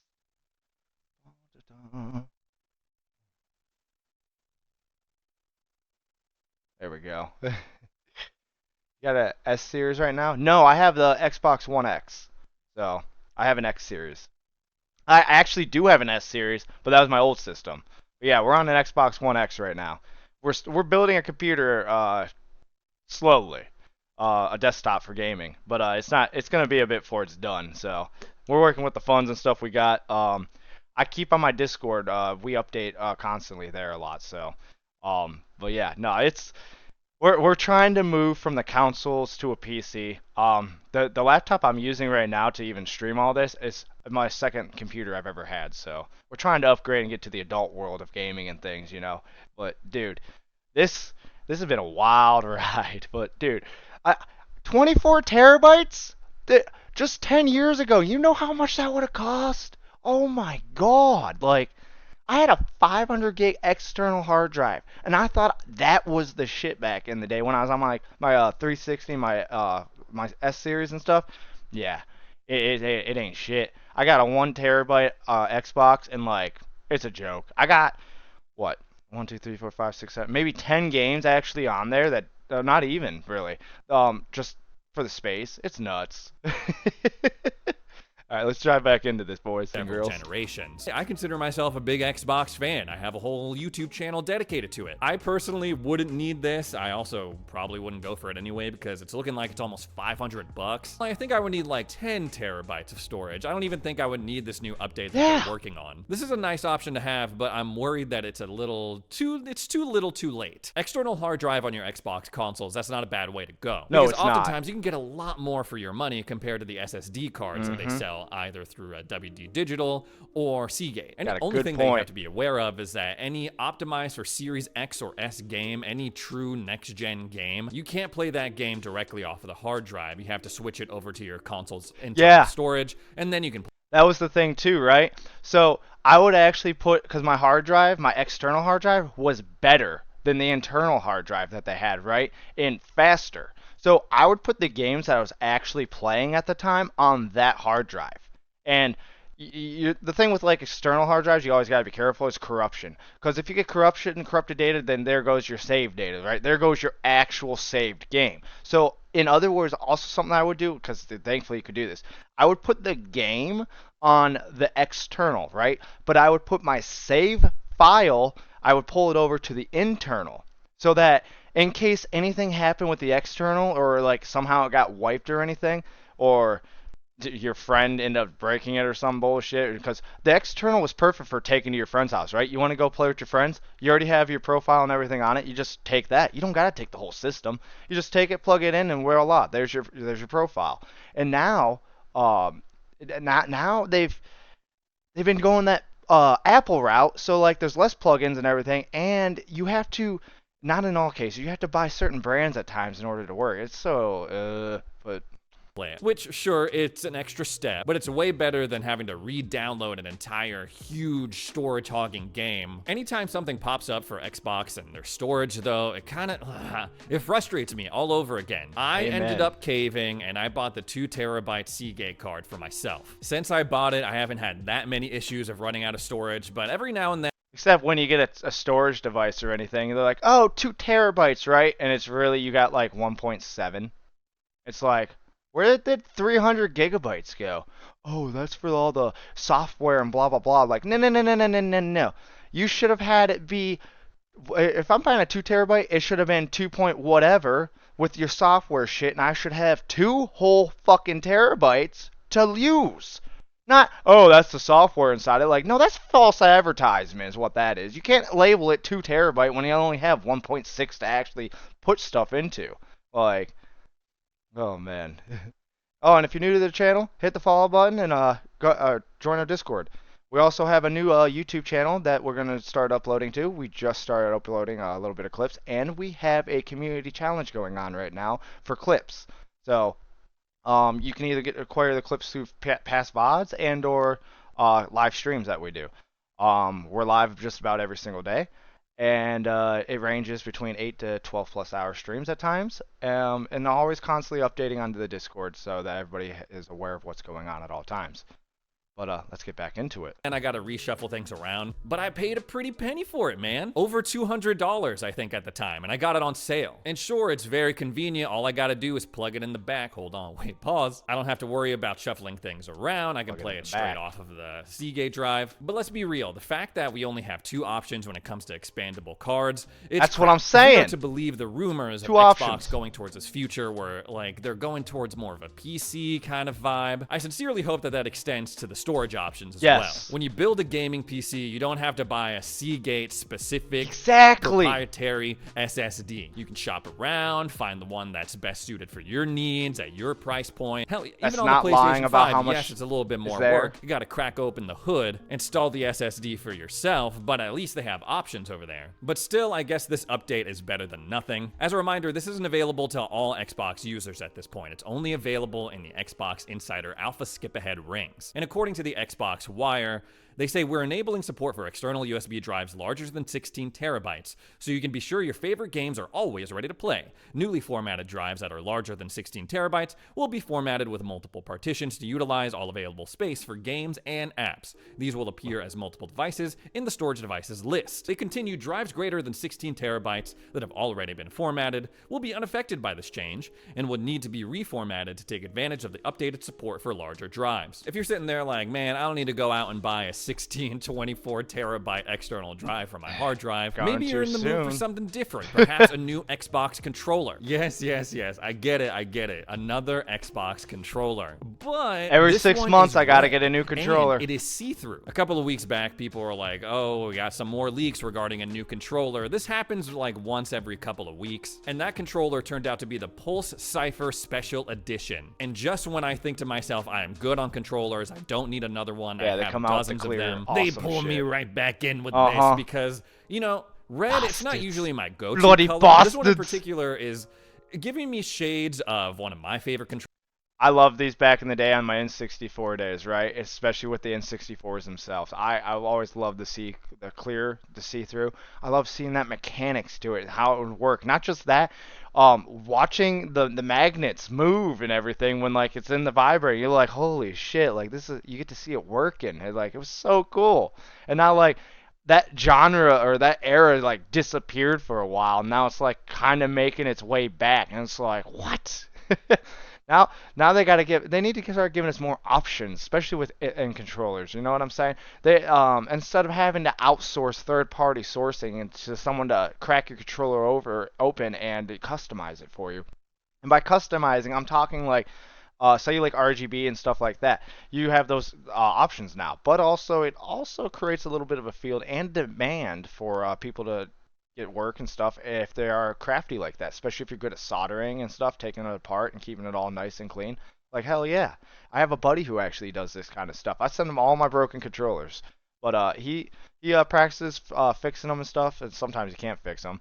But yeah, and he enjoys that kind of thing. But I'm hoping one day maybe he gets good enough that he can make the controllers, you know, like unique, and then like you're playing like, you know, like have like your own customized controller. Like, that'd be sweet. Or be able to go into the Xbox shop and customize a controller, not just the paint job. You know what I'm saying? Like, it would be some nice features I could see him actually doing. Controllers that I've ever had, which is the Xbox 20th anniversary controller. Sue me, man. I was a kid in the 2000s. We were obsessed with like see-through tech. I like it on the 20th anniversary controller, and from the renders on this, it looks really cool too. I'm glad that they're doing more with that style. And also, like that 20th anniversary controller, it's got rubberized grips on the back, which seems like a detail that is like, who cares, right? It's still a controller, but it actually goes a long way in making it feel premium, luxurious. Right now, this controller is only available via pre-order, but it's going to be launching and shipping on February 4th. I hate when they're just smooth. But it's not this controller that you have to look forward to as an Xbox fan, no. We have a pretty decent slate of games to look forward to as well, a couple of which got firm release dates as part of Developer Direct. The month of April in particular seems like it's going to be pretty fun, especially if you're subscribed to Game Pass Ultimate. Overall, I thought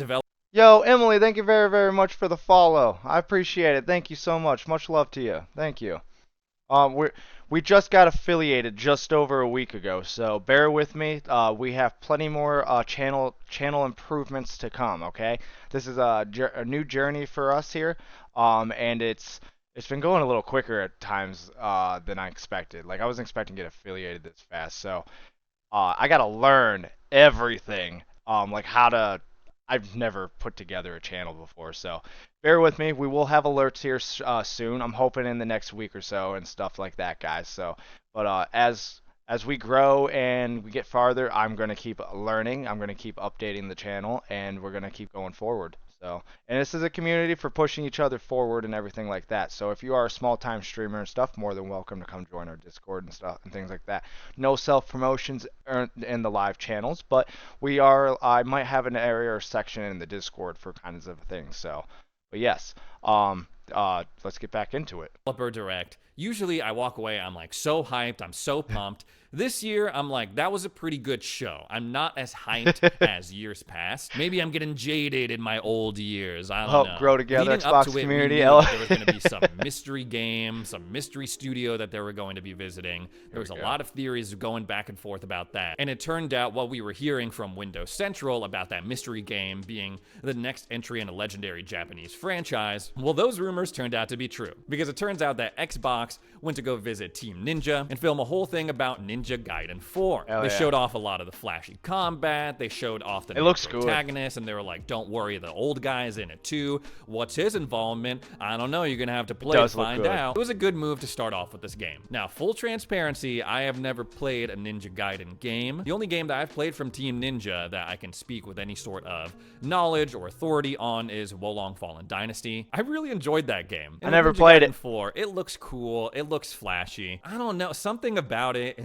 I kept thinking about Donkey. I'm like, oh, another ninja sword game. Donkey's gonna love this. Not to knock it because it looks fun. It looks does cool, look fun. Sure. And I'm also very happy for They're not Xbox usually my because we vibe, know but that they've been going they look so real fun. hard on trying to get these games from Eastern publishers, especially onto the Xbox platform and onto Game Pass. They've made great strides in their relationship with Atlas, Sega, Square Enix, and now Team Ninja. Wolong was a day one addition to Game Pass back in 2023, and now Ninja Gaiden 4 is going to follow suit. Yeah, I That want is cool.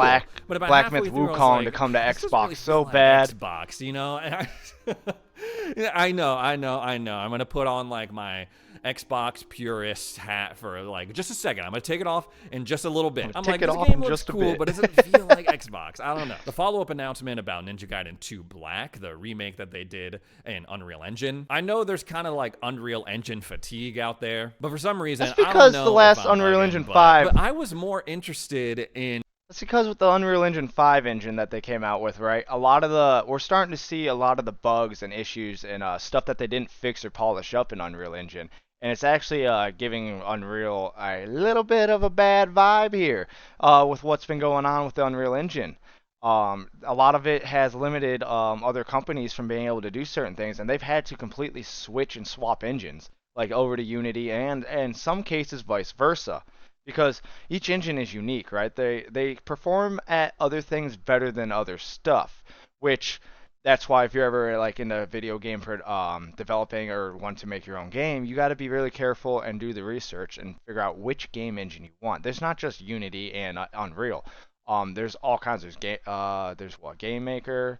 There's Unity. There's a few others I can't think of off the top of my head. But they're all really good at what they do specifically. Like Mario Maker, for instance, right? Really good at that 2D side scroller and building features, right? So you really got to like think about what engine's actually gonna give you or cater to what you're trying to produce. Because if you run into those certain issues, nothing like being that far in, like, oh god, I'm in Unreal, but I can't do these certain features or options because I can only do that in the Unity engine, and then having to make a huge cost cut and switching over, like that's a big fucking thing. And I don't know all the details and stuff of like what that takes, but that cannot be easy, and that's gotta be freaking discerning too. Like it's all interesting. Discord's in the bottom is a link, and it's at the top. It's pinned at the top of the chat. So I don't have a command for it right now. I usually just have it posted up top. And it's an updated link too, so it'll go straight to it. Ninja Gaiden Black 2 versus the new game that they had spent all that time talking about. Something about it, I don't know, caught my interest in a way that the fourth game, I don't know, it wasn't clicking with me. Also, very cool, classy Ninja move Gaidens. for Xbox to be like, it's a... I have for like an hour, but I always watched a buddy play them. Like, they just weren't my cup of tea. I liked Devil May Cry more at the time and stuff. But I wouldn't be opposed to diving into a Ninja Gaiden game here in the future. Available right now on Game Pass Ultimate. Remember, new games, day one drops. Those don't come to the middle tier of Game Pass anymore. You got to be subscribed to Ultimate. Moving on to South of Midnight. It was pretty much what I expected. Going into this, we knew that they were taking some big swings with the world building and the character design. That all is still there. We got a deeper look at the combat and the magic, which is called weaving. I think all of that on These paper, games look I'm very like, interesting. Yeah, that sounds cool. We just went but again, over it's this not in the jumping first out at part me. I'm of not the like, oh stream. my gosh, I need to play this game. It looks like a pretty solid action adventure narrative. I'm really curious to how this game's You got a gonna little play. bit of platforming and puzzle solving. The music sounds great. The voice acting, you can tell that the team has a lot of passion and specifically the world building. But I also said a lot of those same things leading up to the release of Hellblade 2. And look how that turned out. That might be a little unfair because the combat seems way more robust in South of Midnight than Hellblade 2. Either way, I'm going to find out soon enough because this game is releasing at the beginning of April. So I'll check it out for myself then. At first I was like, these enemy designs look pretty pretty cool. And in the combat, I see like, you know, room for combos, and then they kind of got like that unraveling combat's mechanic a little that we saw in Ghostwire Tokyo. A little bit. But then I was like, wait a minute, these enemies that are kind of floating around, they're like kind of like linked. It really depends on what they price point this game at, in my opinion, right? To me, this is a AA or indie game. There's no way AAA. So if they price this game anywhere near $50 to $60, I don't see them doing well. That's just my personal take on it. To me, watching and seeing what they have, and also when we watched the showcase earlier, it doesn't seem like they have a lot of features really to offer too. I could be wrong, but very limited on like what we're able to actually see. But I'm hoping they put this game at the right price point, which I would put this game about $30, 35-ish area. Which they're probably gonna price it for more than that. But if it's more than $40, I definitely won't be playing it. That's for sure. But I'm interested because this is a game I find like they might have a really good story, you know, and I'm a sucker for a good story, and it has some uniqueness to it, right? It's not like oh god, here goes the same shit, here's the same story, or here goes the same mechanics. No, it actually is pretty unique, and I'm curious of what the vision is for this studio in particular. And the French studio, dude. That game's looking ooh. Twisted versions of nature. That kind of reminds me. I gotta play that. I gotta play that shit after I get the PS5. Nice.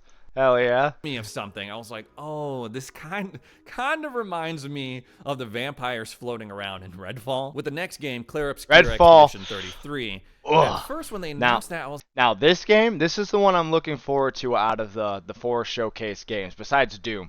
Doom's just Doom. But like this game right here, this one's got my attention a little bit too, because I feel like not just with the art style and stuff they've gone with it. The story is very compelling in a way, and I'm always curious to see what the French are doing at times, because with the French companies, some of them are like meh, but this one seems alright. I'm really curious what their price point's gonna be with this game too, because I don't think it's a AAA. Only thing that I think they showed us that's probably gonna be a $60 price point was Ninja Gaiden, because it's Ninja Gaiden, and the Doom game. Those are going to be like your 60. If they make those 70, Doom, I could probably see them trying to suck 70 out of people though. Yeah, but this game in particular, we'll see. It's like I don't know, like you're spending a lot of time focusing on these third-party games in an Xbox showcase, but I walked away once again being like, dang, this is one of the more interesting titles to me coming up. Much like South of Midnight, it has this really interesting, gorgeous-looking world, but for me personally, I think the story hook is a lot stronger than South of Midnight, at least for me right now. The whole Death Painter thing, once a year, counting down, and then everyone over that age just disappears. You go on a mission to stop it. I'm like, that sounds cool. The graphics look gorgeous. I was shocked when someone on the team was like, yeah, we've spent the last 4 years working on this, and it's releasing this year. I'm like, 4 years? A small team working for 4 years? That's impressive. This is what we got? That's impressive. Considering some of the other games that have been releasing lately. I am interested to see, like... And it looks smooth, right? And not just that, when I was first watching this, dude, it was just screaming creativity. Like, so for me at least in particular, I don't know about other guys or other people, but like creativity factor is huge for me, because I hate seeing the same old plain Jane bullshit, you know what I'm saying? Like, that's why I think like the route that like Doom's going a little bit with theirs, I'm like, I didn't really see them going that route, but I'm curious of where they're going to take Doom, because I was always curious if they were going to evolve Doom. Instead of like back, what was it, 2016-ish Doom, plays like Dead Space in a way, if you get my vibes, and like those kind of like shooter, a little bit faster, obviously, but like has like that vibe to it, you know? But then like Doom Eternal and stuff, you're like, oh shit, they're really like, they're doing something different. And then with the new Doom, right, it's got that old school feel to it, while with that new school feel. So I'm really curious of how that integration goes with it. So it looks very compelling that way with the way they have it. So, and hopefully, obviously, I don't think these games, I mean, I could be wrong here. Maybe I misunderstood or didn't hear them on some parts, but I don't think these games are going to be locked to just Xbox. I'm pretty sure you'll be able to get these off of like I don't know about PC, but I hope you could be able to play these on PlayStation 2 at least, because it's just these don't seem like exclusives. But then again, who knows? How the real-time elements play out in the turn-based combat. They were talking a little What kind bit of games about, do you play, Emily? you know, you can mitigate damage if you dodge or parry at a certain time within the turn-based combat. Sort of familiar with a system like that since I've been playing Sea of Stars. Hopefully it works out. Hopefully they found a good balance. They did mention that they went like pretty hard with the real-time stuff at first, and they were like, it turned out to be too hard, so we had to rework things. I think that can go a long way in keeping players engaged. I love Metaphor RE Fantasio, for example. That's a game we will be playing in the future, for a heads up. Metaphor RE Fantasio, sometime this year. Don't know when, once we get through our other games and stuff that we are currently playing. And also, after we're done doing this part of the segment of our stream and stuff like that today, we will be getting back into our normal stream and stuff, which is our part 4 of Hogwarts Legacy first time gameplay playthrough. So if that's your kind of game and stuff like that, I hope to see you guys on that stream after we're all done with all the showcasing and reacts for the day. But as I reached the end and I was going through these dungeons, once you figure out what works, I found myself just like skipping through the animations and trying to plow through it as fast as I can. Oftentimes, especially in combat situations, my brain was just kind of shut off once I figured it out. This game also has an April release date, April 24th. I was surprised. I was like, oh, 2 games, South of Midnight at the front half of April, and then rounded out by Expedition 33 at the end. So Looks cool. like April's gonna be a pretty good month. It was a good move to end with Hell Doom the Dark yeah. Ages. When they got to Doom the Dark Ages, It was and a good that move. loud-ass soundtrack started playing. I was like, okay, Yep. this feels like Xbox. Fucking heavy metal, baby. Doomslayer, guns, carnage. Yeah, that feels like Xbox. This was the game I was most excited to see. I don't know if any of you are Halo fans at all or whatever, but like, do you remember back in the day? I don't know how old some of you guys might be. Maybe I'm showing my age a little bit. If you remember back in the day in Halo 1 and just Halo 2 in particular, right? The goddamn music. Oh my god. Not just the creepy, choir part to it, but like when you would like go into certain missions and it just that music start and that fucking guitar solo just goes and you're just like, oh, you're just like, let's fucking go. Like, oh my god, dude.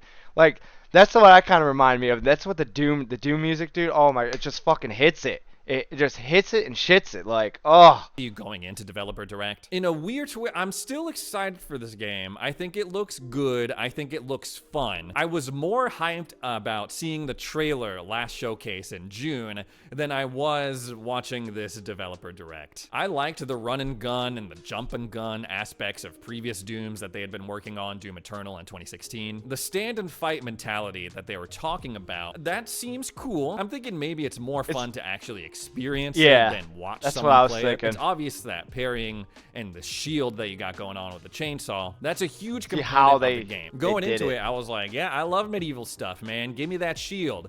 Give me swords. Give me all the flail that they were showing off. But when I was watching it play out, I was like, Looks like they're going for in the I think it future might an be a little open too world much kind of shield and, like, vibe with the melee Doom stuff. games. The guns are still sick, though. I mean, you got the BFGs thing all that crushes day. up the skull and All shoots the day. shrapnel out. And then, of course, they're taking big swings. They were like, oh, yeah, you'll be able to get in the giant mech. You'll be able to fly the dragon around. It's not a one-and-done thing. It's not locked to a level. It's something. But does the mech feel like you're in a mech? You know what I'm saying? Because compared to how you like they're saying how you play the game. Now, when I get in the mech, am I gonna feel like I'm still, not in the mech, or am I gonna feel like, oh god, we're big and clunky, like the boom, boom, like that Space Marines, like, you're in the suit of armor, but you're not running around like you're fucking naked kind of vibe, You actually feel like you're heavy and big and bam, powerful, That's going to appear throughout the game. That's cool. But the fact that I walked away from this more interested in Expedition 33 than I was Doom, that took me by How does it surprise. feel? Overall, I thought it was a pretty decent That's what I show. wanna They know. gave some stuff to look forward to. And thinking back on it, maybe people weren't as big of fans of Developer Direct as I was in years past. But my way of thinking is like, even if you don't like every single game that they show, there's a good chance, I'm not saying a guarantee, there's a good chance. Okay, so Doritos Ugh. has asked fans to Commercial make right their at the Super Bowl end. commercials. Ugh. So we are asking Super Bowl experts. Okay, that was nice, very interesting. All right, I want to check this out. This is something that's been kind of What an amazing news we have got. Kind of. What an amazing news we have got today, lads, because Xbox is going to be launching their brand new next generation consoles. And this just came out of the blue, but nobody. You play what? Smithing on PS5? What's that? I've never even heard of that. What kind of games you play, Emily? Or what kind of games you into? I want to know about PS5 still. Confused. Should I get it or not? Yeah. Oh, yeah. Wait, what do you mean by should you get one or not? Are you like are you trying to figure out should you get a PlayStation or an Xbox? If that's what you're contemplating, get a PlayStation.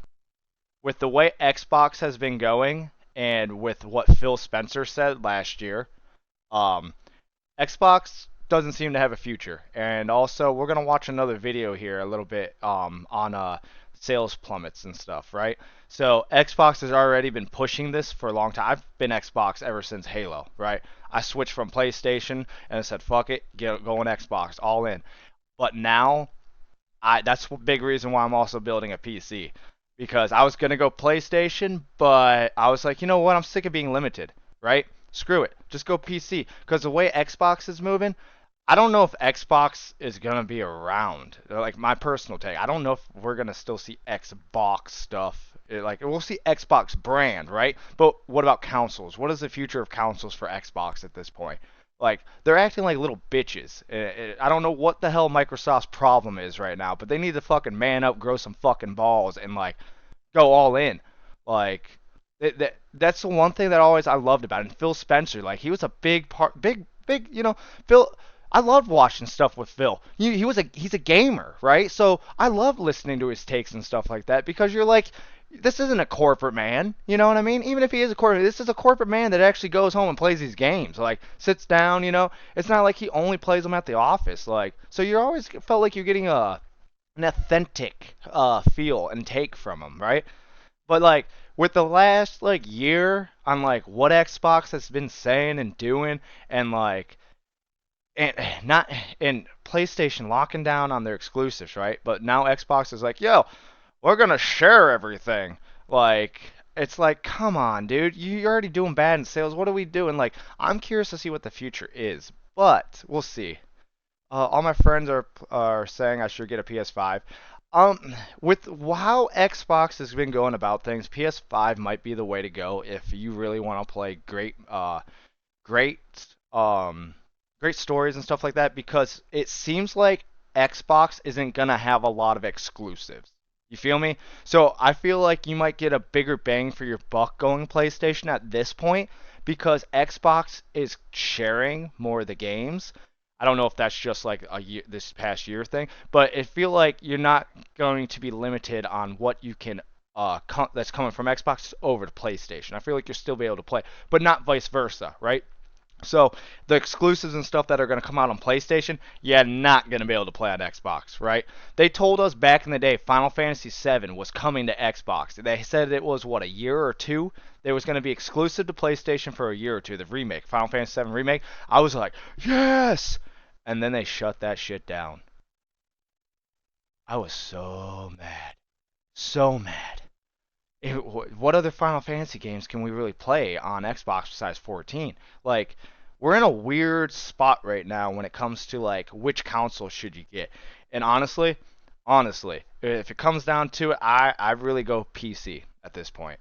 Because if the next console gens come out, what's the price point? All right? They need to keep them at 500 and maybe 600 price point, because once you start pushing 700 plus, there's no reason not to build a PC or go PC. Like, at that point, there's no point, because you're going to get a better machine at that point. The other thing is you might be limited a little bit on going PC because of how PlayStation likes to go about, you know, releasing PC games.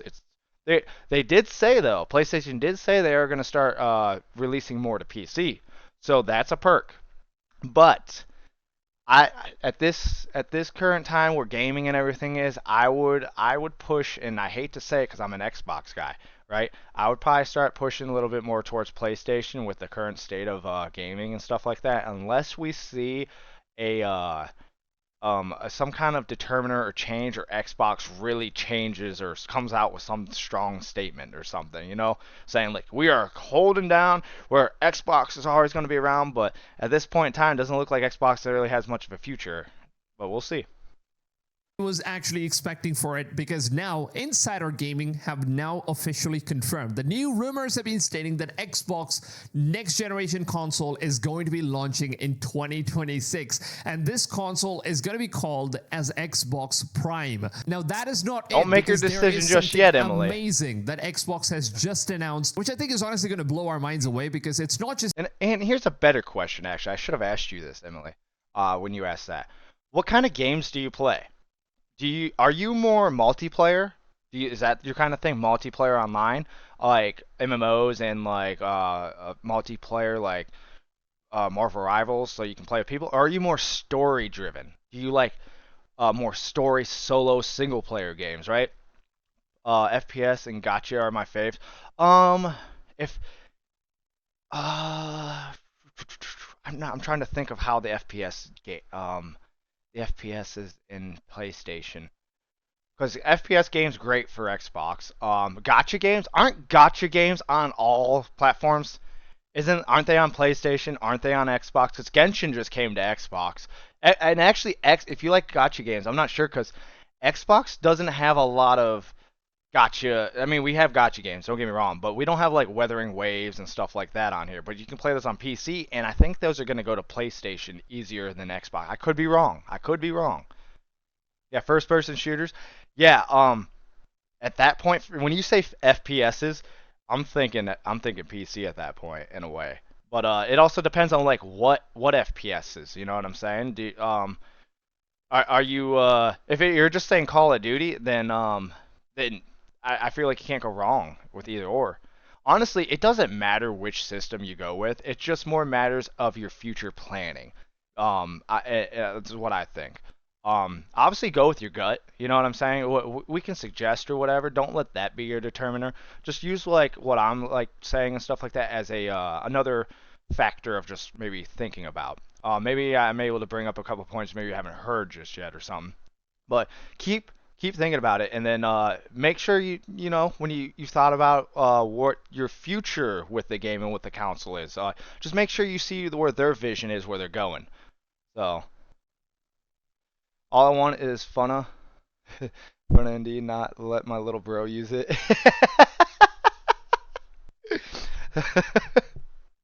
Hey, get your little brother a Switch or something, and like there you go. You don't gotta worry about that as much.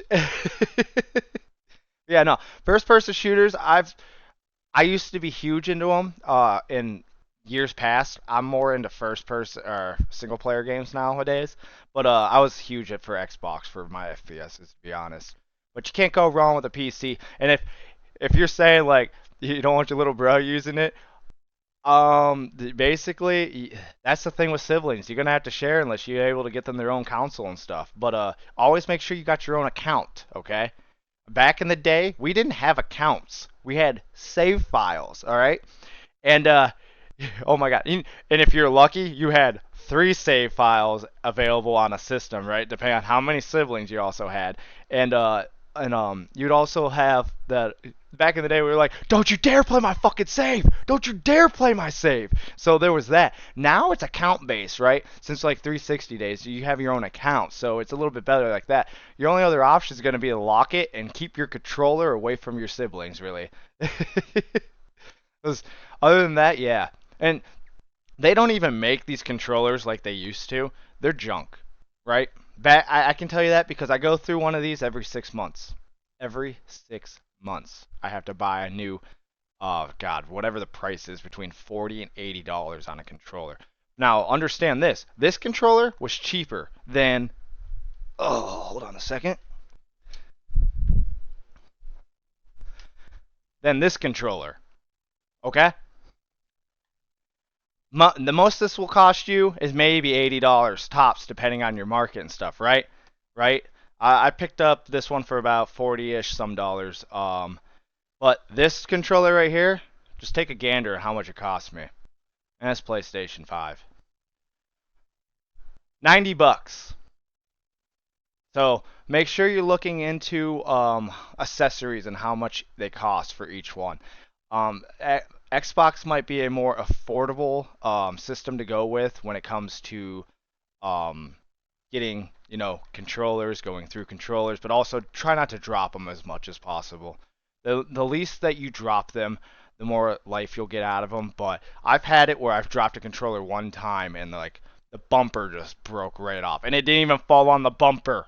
Like, they don't make the stuff like they used to, as you can expect. They always make it as cheap as possible. But at least Xbox the pricing kind of reflects it a little more, as opposed to $90. I could get 2 Xbox controllers for the price of one PS5 controller. Now, I'm not saying that they all are 90, but just take those into considerations, though. And why do I have a PlayStation 5 controller if I don't have a PlayStation 5? Well, 1, for PC, and 2, one of my best friends is a PlayStation guy. So in order for me to play with him, there we go. And I get my own controller, so he likes to eat, right? And this is a big pet peeve of mine. He likes to eat and play with his controller. I can't stand touching somebody's controller that does that kind of stuff. And like, he's not a clean kind of guy, so it's like, say like you're eating the Doritos or Cheetos, and now like you're just touching it, not even wiping your hands or cleaning beforehand. That's just my take on it. So like, I have to have my own personal controller for those factors. But also, let's see.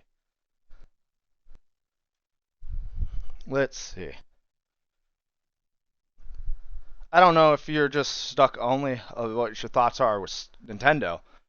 You can't go wrong with Nintendo. I don't care what age you are. Like, you cannot go wrong with Nintendo unless you're looking for more adulty kind of games. Then yes, then you can go wrong with Nintendo. But like, if you're just looking for fun, Nintendo hits that spot in all different kinds of fashions, except for trying to get those adult games where you actually, I don't know how old you guys are and whatnot, but like, as you get older, you realize that your games that you even love, you're like, why is this built like it's for a teenager? You're like, where's the cussing? Where's the humor? Like, it's like, yeah, I thought that was funny at 18. It's like, I'm 35, so to me, I'm just like, huh? Like, it is what it is. Like, teach your own. Just like little things to think about when you're going to get a system and stuff, right? And obviously, what kind of games are you gonna play? So, but also the future of gaming is looking great, right? We're still in the golden ages of gaming, where it's all developing, changing, and stuff like that. It's a good time. So, like, you can't really go wrong with any of the systems. It all just depends on what you want to play, what you want to do with it, and what kind of games in the future you're looking forward to or wanting. Especially if, like, they're exclusives. So, you really got to think about the exclusives, because it's just that. I'm a huge Final Fantasy guy. Like, not huge Final Fantasy guy. I love playing Final Fantasy games. But, like, I'm an Xbox guy. So that's contradicting all in itself. But PlayStation said they're going to be pushing their games towards PC, right? So I was like, fuck it. I was originally going to get a PlayStation 5. I was like, nah, we'll go PC. I'll be able to play Final Fantasy VII Remake and stuff like that on the PC. So it's about Game Pass that they're working on. It's not just about consoles. They are bringing a brand new technology that I think could be changing future of all gaming generations. And for the very when I talk about price points, I'm talking USD. I'm not sure what part of the country and stuff or world you're from, but I'm talking USD. First time I'm taking stand for Xbox because they've been doing great in terms of bringing in more consumer-friendly gaming environment, comparing that with PlayStation, because lately PlayStation, they've only been making Vogue games, and at the same time they're pretty much just increasing the prices of PlayStation Plus subscriptions and the games that you actually get inside of those. Man, remember, Game Pass on Xbox is a fucking sweet thing, honest to God. I don't know how PlayStation Plus is, but Xbox Game Pass is amazing. Absolutely bullcrap. A new rumor has circulated online that the next generation of Xbox, called Xbox Prime, is targeting a 2026 release date. And it's probably going to be favoring a lot in terms of Grand Theft Auto 6 releases, because PlayStation also announced that they are currently working on the new PlayStation 6 console. And the reason why they might ultimately be releasing the new PS6 this early is probably because a lot of people are going to be switching to Xbox once the next generation Xbox console comes out earlier than PlayStation 6. Because we already... Now keep this stuff in mind, alright? Now, like I said, I might have said the things I said before, but keep an open mind to this stuff in the way that these companies are moving. You really got to pay attention to how they're moving so you know how to spend your money. Like, this is tough times these days, right? So you really got to do your research. Do your research and make sure that the money you're going to be spending is exactly where you want it to go. Don't just freely throw it around, okay? Just like not blindly buying games anymore. Do not blindly buy games. Don't even pre-order games unless like you are sure that the developer is sticking with like the image. Like KCD2, no reason not to pre-order that game, right? But for other games, like Avowed, do not pre-order that fucking game at all. Like, make sure you doing the research on it so you don't feel like you just wasted money, or like so that you feel like you're getting the biggest bang for your buck too, right? already have Grand Theft Auto 6 that's launching, and obviously everyone wants to experience that particular game in the best way possible. So if Xbox is going to do it first, I think they're definitely going to take a lot of sales compared to PlayStation 6 next year. They kind of have also, to. PlayStation, when it comes to pricing, they're absolute dog shit. They literally, I don't know, for some reason, Sony just is going overboard in terms of their pricing. With the PS5 Pro actually costing over 1,000 euros. Can you believe it? Over 1,000 euros for a console that just slightly has... That's fucking nuts. I don't know how much euros are to USD, but no. This is why I said, like, pay attention to these prices, and also... building PCs is getting cheaper, guys. It's getting a lot cheaper, okay? I know it might seem like a lot to take on or even consider building a PC. It's always better than buying a pre-built, and it really is not that hard. You just put it, and if it's not your type of thing you can do, then buy a pre-built, right? But like, they're trying to push these consoles to prices of PCs, but yet you can literally build a PC or get a PC that runs better at that same price point. Like, it's kind of nuts. Obviously, they're gonna like have their ups and downs, but like, it's kind of like you got to be really careful here. An upgrade with SSD and GPU, and that's pretty much it. And they're basically costing so freaking much. Now, the news comes from X, from an account named The Ghost of Hope, who has a history of posting primarily Call of Duty leaks. And according to Hope, he says that he's heard of the next Xbox console, and it's still coming in 2026, and we will be calling it as Xbox Prime. And he continues to say that it's unclear that the console's name is codename or not, and that Infinity Ward, as we know, Microsoft owns Activision and all of Call of Duty. Yeah. And Infinity Ward's next Call of Duty title is going to be presumably Modern Warfare 4, and it's going to be releasing as a day one title on the next gen Xbox big Call of Duty console. fan, you might want to go Xbox. Xbox. Continues that Xbox next generation release is pretty much as open secret within the industry. If the rumor proves that it's going to be true, then it could suggest that we could be hearing about the next generation of Xbox sooner than later, possibly by the end of this year, which I think end of the year already happened. So I think the next generation of Xbox is probably going to be announced in the month of June. That's basically when we May's have when they do the showcase. Gamescom, Unless they moved E3, it to June. and, you know, Game Awards and all that stuff. So Did he just say E3? Is E3 even around anymore? these things, usually it happens in the month of June. So I'm most probably thinking that during Microsoft press conference, that's probably when they will officially give us an announcement. And after that, you know, Sony might just come out and reveal their PlayStation 6 console as well, with a ridiculous pricing, of course, which is going to be exceeding the price that they've already set with the PS5 Pro. Now, as for whether the rumor is true or not, Hope has had history of posting Call of Duty leaks, and everything has been true so far. So that's probably why people are believing that this rumor could eventually be true. Now, Charlie Intel has also posted, Xbox has announced that they are releasing a new LG OLED TV. Now, it's not just TV, guys, because this is a new technology that Microsoft has been working. If any of you guys have been staying up to date with how Xbox has been moving towards the cloud gaming and stuff like that, all right? So, I don't know if you already knew this. You don't even really need an Xbox anymore, guys, okay? So that's also in a way why I'm kind of saying, like, go kind of PlayStation or maybe a PC route, because you can play Xbox anywhere, honest to God. All you need is an account and a phone, or I think a Steam Deck will even do it. All you need is a portable device that can handle, well, not even handle. The phones are more than capable of cloud sharing the games. So you just need a connection. Not even probably. If you data might even be able to do it just fine. I haven't tested this too much. Some we might test more in the future here, especially on the stream. But yeah, the cloud gaming and stuff that they have coming out is making it more accessible to play. Not just sitting in front of your TV on the console. So that's also another thing. So maybe even using your own already existing devices as to your advantage, right? So like be like, oh wow, PlayStation's not doing this, but I want to play PlayStation games, but Xbox is doing this, and I have a more accessible way of accessing Xbox Game Pass and playing it anywhere, right? I can play it on my phone, on my Apple phone, right? I can play Xbox on the Apple phone, which is okay, sweet, but I can't play PlayStation on my Apple phone. So at that point, you sit down, you want to do your sitting down console playing, then you just play the PlayStation, then you got your Xbox on the go. You know what I mean? There's just some options out there for that. And if you have a PC, you can play most Xbox titles on PC. So really, there's only if you have one or the other, then basically picking up a PlayStation is just so you can be able to play the PlayStation exclusives at that point. You feel me?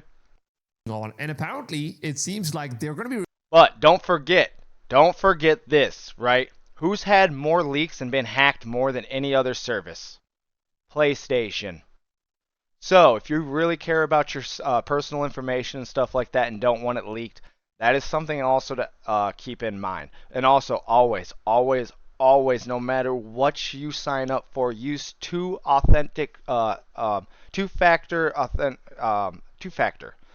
for your guys' security. Always use two-factor. I don't know if you hear people pushing that, but do it always. Two-factor is the best way of protecting your shit, especially stuff you care about. And if you really care about your profile, like your gaming profile and stuff, two-factor everything, guys. It might seem like a hassle, but trust me, it is way less of a hassle to have your two-factor and deal with that than it is to go through customer service and deal with that shit, which could go on for months, okay? And you got to do way more steps.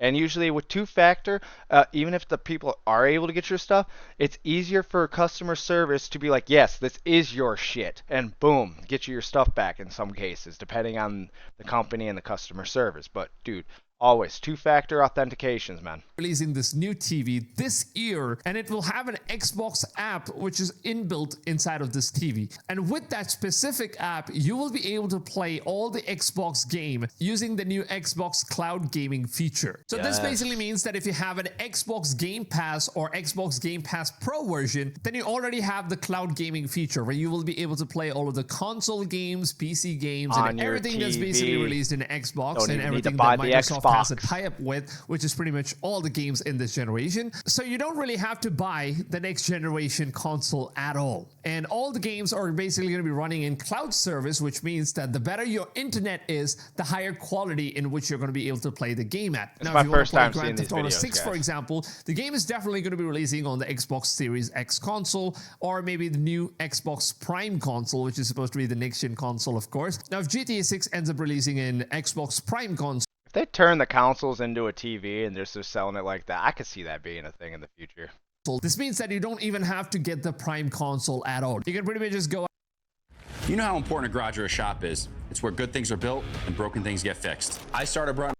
Go ahead and buy this new television, which is an OLED television. It's apparently going to let you play GTA 6 at the maximum amount of settings that you could possibly get. Now, of course, the quality of the game, remember, the quality of the game always depends on the kind of internet that you have. The faster your internet, the better performance and response issues, and also the graphics, the fidelity, ray tracing, everything is going to be streaming in a much faster way. So eventually, if you have a good internet, you don't need a PC, you don't need a console, you don't even need the damn game disc in order to play it. You just need a television. And the best part about it is that if you own a console, you of course need a good television in order to play it. But then if you have a console that's inbuilt inside a television, what else do you really want, right? It's basically a console with display, which can do a lot more than just gaming. So that's one of the best technologies that, you know, Xbox is coming up with. Now, eventually we don't really have the pricing for this thing, and I think they're going to be announcing the prices very soon. I'm suspecting that since it's a LG OLED television,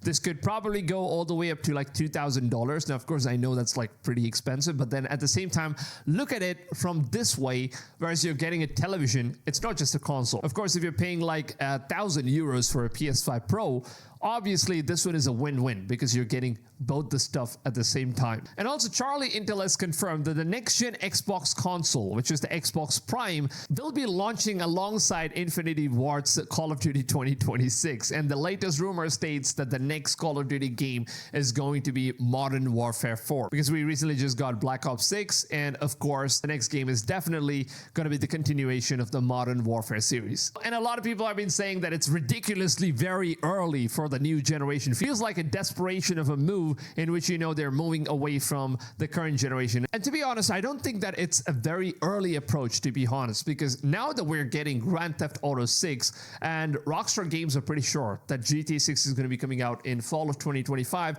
because as of now, they haven't really delayed it, or they haven't spoken any Why sort would of they not information release it around at the Christmas, same time. bud? So we are That's kind when of, they you know, would do it, 50-50, Christmas. even if it gets delayed, it's probably going to be 2026. So obviously, if the consoles are going to be releasing in 2026, this definitely means that we might see GTA 6 coming out at the same time. And people who want to experience GTA 6 in the best possible way for the very first time are obviously going to get the next generation consoles. And I think what better way to release the next gen console than to release it alongside Grand Theft Auto 6, one of the games that's going to You're good, Emily. for another 10 We're gonna be years playing to come. Hogwarts And I'm pretty Legacy sure later. The game is going to last.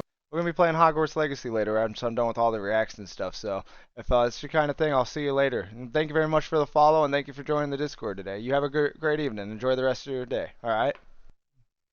On the PlayStation 5, it's going to last on PlayStation 6, it's also going to last on PlayStation 7, and even probably PlayStation 8. We never know. So it's going to last for generations to come. So definitely, it's like a massive move that all of these companies are making, knowing that Grand Theft Auto 6 is coming out. So let me know in the comments down below, what console will you guys be getting? Is it going to be the new Xbox Prime console, or will you be getting the PlayStation 6? Or if not, will you guys be getting the television that Xbox is releasing, which is an LG OLED television, which is going to have AMD an 9950X 3D, so let me know your thoughts in the comments down below, because I know that almost every single one of us are going to be playing Grand Theft Auto 6, so that's the one big thing that really matters when it comes to next generation of gaming. So let me know, which console are you guys going to be getting for yourself coming next year in terms of next gen consoles, if at all you're planning on upgrading, or will you be sticking with the PlayStation 5 or Xbox Series X console, in which GTA 6 is of course still going to be launching. I would really love to hear from you guys. Now, if you guys want to stay more updated with all the latest information about video games, make sure to go ahead, subscribe to the channel. It's absolutely free of cost. And the best part about subscribing and turning your notifications on specifically is that you guys will always stay updated with every single videos that I post every single day. So make sure you guys don't forget this one most important step. And with that being said, if you guys are going to enjoy this video, drop a big fat like. It really goes a long way for the channel. It helps the videos out a lot more,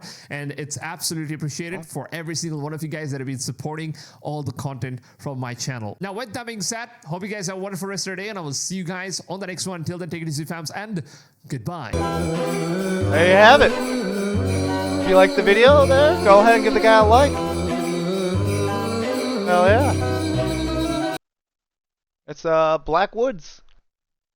Likes to cover Xbox stuff. If you like that, yeah, give it a like, guys. Head over and subscribe. What an amazing news. Alright, there's one thing I really want to see.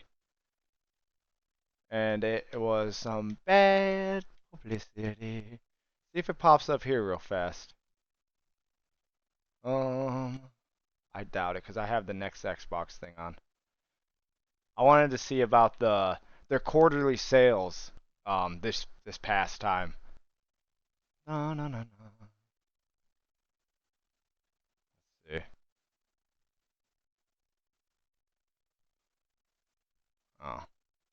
Oh, it's what's his name? It's Krabby, Cabby, or however you say his fucking name.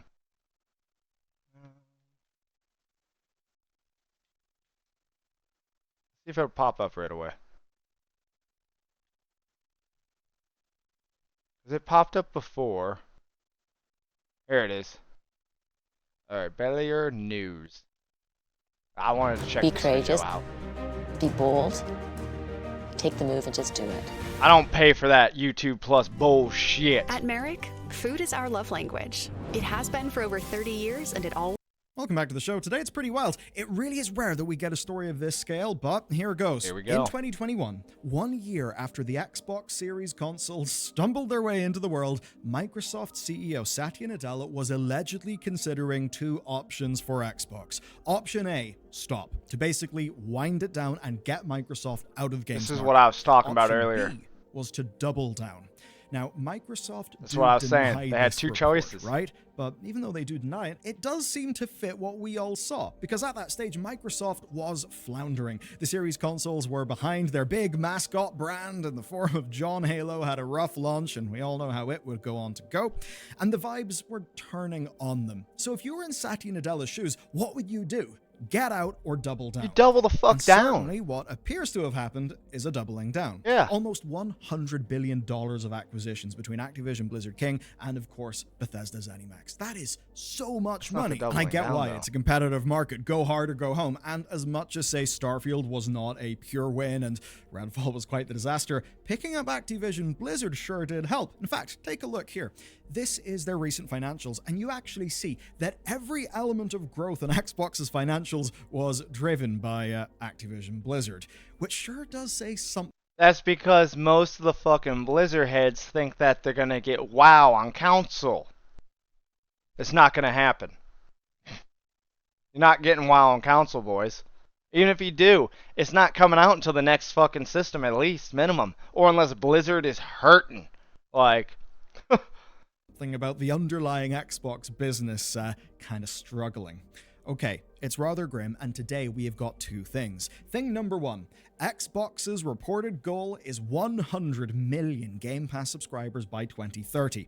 That would be triple the number of Game Pass subscribers as of the Activision Blizzard King acquisition. Grasp right there. This is a ginormous one. Analysts are now suggesting the cost of Game Pass is really quite gargantuan, to the tune of 80% of sales being cannibalized, which is absolutely insane. So you want to sit down for this one, preferably on today's sponsor. We're FlexiSpot, and I partnered with them because I seriously think they can actually help you. I am stunned with how good their C7 chair is and how well priced it is, right? Now, I'm somebody who is right now like weaning off medication from years of back injury. I actually take this stuff seriously, and the C7 is system replacing y'all my play IKEA games on? Marcus at home, and we actually just replaced Matt's chair with got one our of PC these nerds in the here? office as well. The Maybe some upgrade of our is insane. Xbox diehards or PlayStation diehards. Office Or first, right? We the have rare a Nintendo 93 diehard. lock, latex padded seat, which is incredible for your support, but also it's nice and airy. It doesn't get super sweaty, which is very, very good. And it has incredible adaptive lumbar support, which is so important for your lower back. It's a really wide seat as well, so that basically means you've got room to sit as is comfortable for you and to change your position. And it also solves a really massive chair problem, and that is depth. We're all different shapes, we're all different ratios of legs and torsos. That's a nice and that little actually means feature. you've got to be able to change your seat depth so it actually fits you, and you can do that. And then, of course, we've got the relax mode. Now, it's got 4 lockable reclining levels up to 128 degrees, pull-out footrest, so you can lounge. You can be cross-legged on it because the chair is actually large, whatever pleases you. Cross-legged right now. And what's important there is you've got the flexibility to move. You see, it's often less about having the perfect posture, and it's more about changing your posture. There's a phrase, the best position is your next position. That's true. This chair really supports that. It's even got 3D armrests, so you can actually have it be perfect. Basically, those problems that come from a chair being designed for a generic human don't exist here. And here's the real killer feature.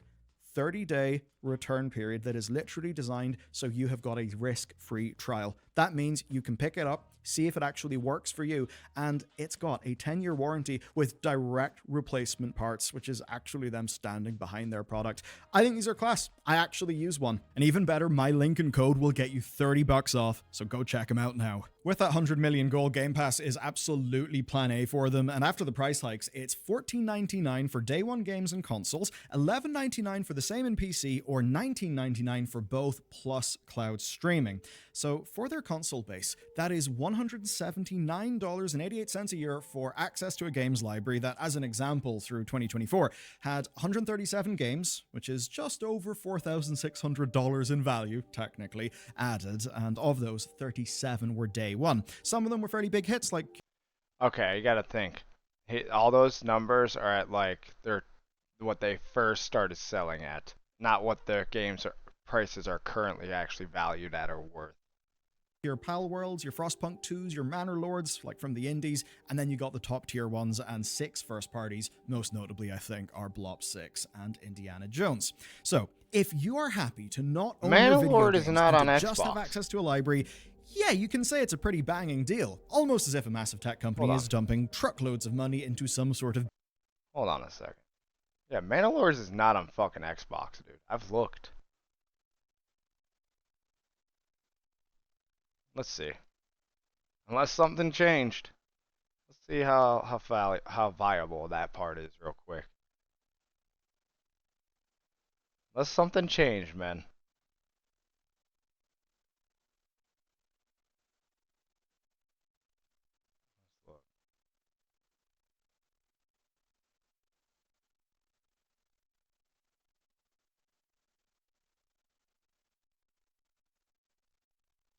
Yeah.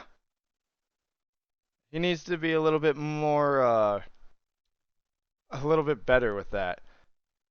It might be on Game Pass, but it's not on Xbox. You cannot fucking play it. He needs to be a little bit more detailed on that part. Because, yeah. You can play Medieval, whatever the hell it's called, but you can't play Mandalorian. Big strategic Unless you have initiative. a Yeah, PC. that's definitely what's happening. And for developers, Game Pass is something that has changed. So one, Game Pass deals are much harder to come by these days, even though, like, yes, it is indies, third parties, etc., that still bulk the pass out. And the less good news here is not just being said by bitter indies who didn't get deals, it's actually being said by teams who have previously championed Game Pass. We've heard from so many different sources that it's been pretty rough over there. When deals do happen, they're also smaller these days. But for the longest time, we had all heard the line, Game Pass deals increase your sales. And yeah, there's cases where that could happen, but it's also suspiciously close to, you'll get so much exposure. We'll pay you with that exposure. And now... On FanDuel Casino, every day is your chance at a free jackpot It's on and the Game #1 Pass. favorite. Unless I really Now like the we've game got or an the analyst publishers, I don't pointing buy out, it just how unless I bad want that to can support actually them. be. Here's Christopher Drink. Until recently, he was of GameIndustry.biz, and he has been doing trade Yo, journalism Danish, for how you doing, 17 my years. dude? Welcome. He is a very Good to well-connected see you guy, again. and in a Q&A, he dropped this. Anecdotally, games that are in Game Pass can expect to lose around 80% of its expected premium sales on Xbox. It's less if it's a big mainstream release, but generally... Look at how low Hellblade 2 charted, or where Indiana Jones came, or even Starfield. Game Pass clearly hurt sales of those titles on Xbox. So yes, you're in a strange situation where Game Pass can cannibalize loads of sales, meaning that these Xbox titles don't actually appear as high up as you could expect on sales charts. Now, 80% is a hell of a lot, and the rub here Yeah, is it's a hell of a Microsoft lot. cannot sell games on their own platform, which does make sense. I mean, why buy a new game when you can just access that game for far less money, while for that same amount of money also getting access to loads of other games? In fact, Microsoft themselves even told regulators, right, during the ABK acquisition, that they fully expect to see a decline in real sales for at least a year. Which of course makes perfect sense, especially a single-player narrative game like Indiana Jones or Hellblade 2. Why would you pay full price for something that you'll play once or twice through, right? You're just not going to do that. It doesn't make sense. Microsoft are point. knowingly sacrificing vast quantities of upfront money, but they're doing it for a reason. They know that their own walled garden is pathetic, so they've changed tact. It's now less about them having a walled garden and more them being an invasive species and making their way into other people's walled gardens. Rather shockingly, my phone is an Xbox, my iPad an Xbox, Yep. You are an Xbox. Sadly, my fridge is not an Xbox, but basically, this is actually an Xbox, is the crux of their latest marketing campaign for everything. The idea basically is that every device you have, anything with a screen, will of course work with Game Pass Ultimate's cloud streaming. So if you buy a new TV, there's a pretty damn high chance that you'll have Xbox pre-installed on it.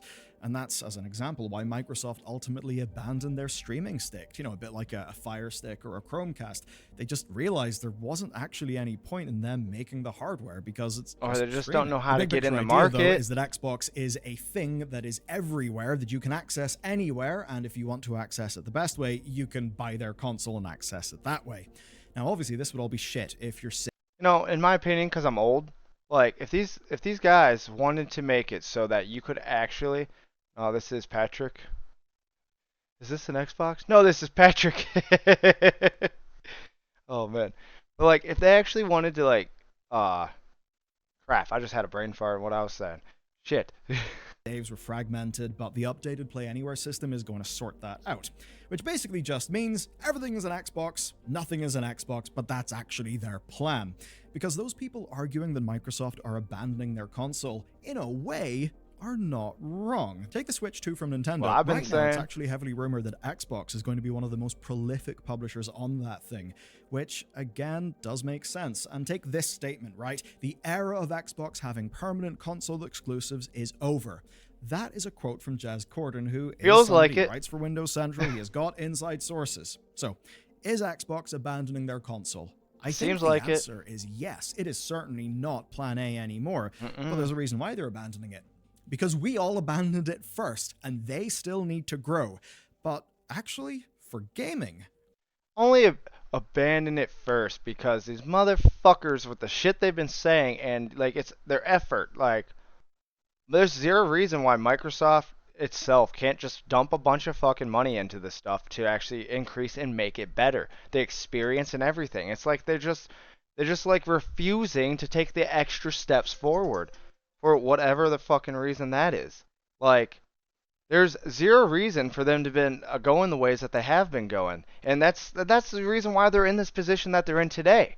Like, we started seeing this stuff in like 2018 area. Like, it's just it's been discouraging because back in the day, Xbox was like in it to win it, right? And like you could tell that they shifted and changed their little bit of a course and whatnot. And like I've already probably said this in past streams and stuff, like the shit that Phil Spencer said last year, and it's not just because of Phil Spencer, he works for Xbox stuff, and the way that Xbox been moving, it's like, what the fuck are you guys doing? Like, should we even keep supporting the system and platform? Like what?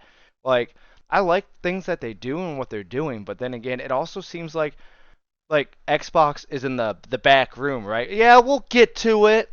We'll get to it. And it's like, when the fuck are you gonna get to it? Like, Sony is like, PlayStation's on the front line, right? So like, why isn't Xbox doing? There's zero reason. Microsoft's a huge fucking company, and there's absolutely zero reason for them to not be doing it, except for doing it to themselves. Like, I just don't understand it. So like, big reason I'm also building a PC besides for the streaming factor is because I want to be able to play certain games, and Xbox is no longer locked with exclusives, which is fine. I don't think any console should have exclusives, but I understand why they have exclusives. So like, because why would you buy any other system if you can play a game on anything? You just buy the thing you like, right? But it comes down to the factor of like, show the effort of like, because console war, right? Everyone always complains about the console war. It's a good thing and it's a bad thing, right? We all want to be able to play together. So like, you can have your exclusives and stuff, but the stuff that's not exclusives, why the hell can't I play with other PlayStation guys online? And plus, it'll also increase the pool. It's, and not just that. To this day, even on my Xbox, I cannot send a PlayStation person a friend request. What the fuck's up with that? Like, Xbox to PC communication is trash. Why don't they fix this stuff? Why don't they work on the apps that they supply on the Xbox store and everything? Why don't they actually work on them to make them great? Like, my Twitch app on Xbox just alone, if you use it instead of on a PC, is like, what the hell are you guys doing? Like, it's like they're purposely doing this shit either to push you off the platform or to go elsewhere. Like, I complain about Twitch on the phone all the time, right? I don't know why the hell Twitch doesn't get off their ass and make the damn Twitch app better. Like, I don't know about other people, they have issues, but the Twitch app used to be good, and then like, I don't know what they did. It's just shit. The way the UI and everything, it's just it could be done better. It's weird. Like, I just don't get why they don't just do that, right? Like, the Xbox, I didn't even used to say this stuff back in the day with Xbox. So you're like, okay, cool, oh, this is on here, and like it seemed like they supported the apps that they had on the platform. But now it's like, if I try to like Discord even on Xbox is straight trash. It's like, what are you guys doing? Like, make the apps and the system integrated better. Like, my one buddy has a PlayStation, right? He can stream onto YouTube and stuff like that and has other options with the PlayStation. Obviously, they're going to have their ups and downs. But he can, like, do that all at the same time. You cannot stream to YouTube on Xbox unless there's some workaround or you have to have a PC kind of, like, set up to. I'm talking just the Xbox alone.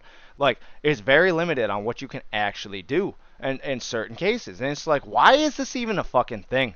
Like, I just don't get it. It's like, if they would just fix these certain things, I feel like they would have a better audience or more support.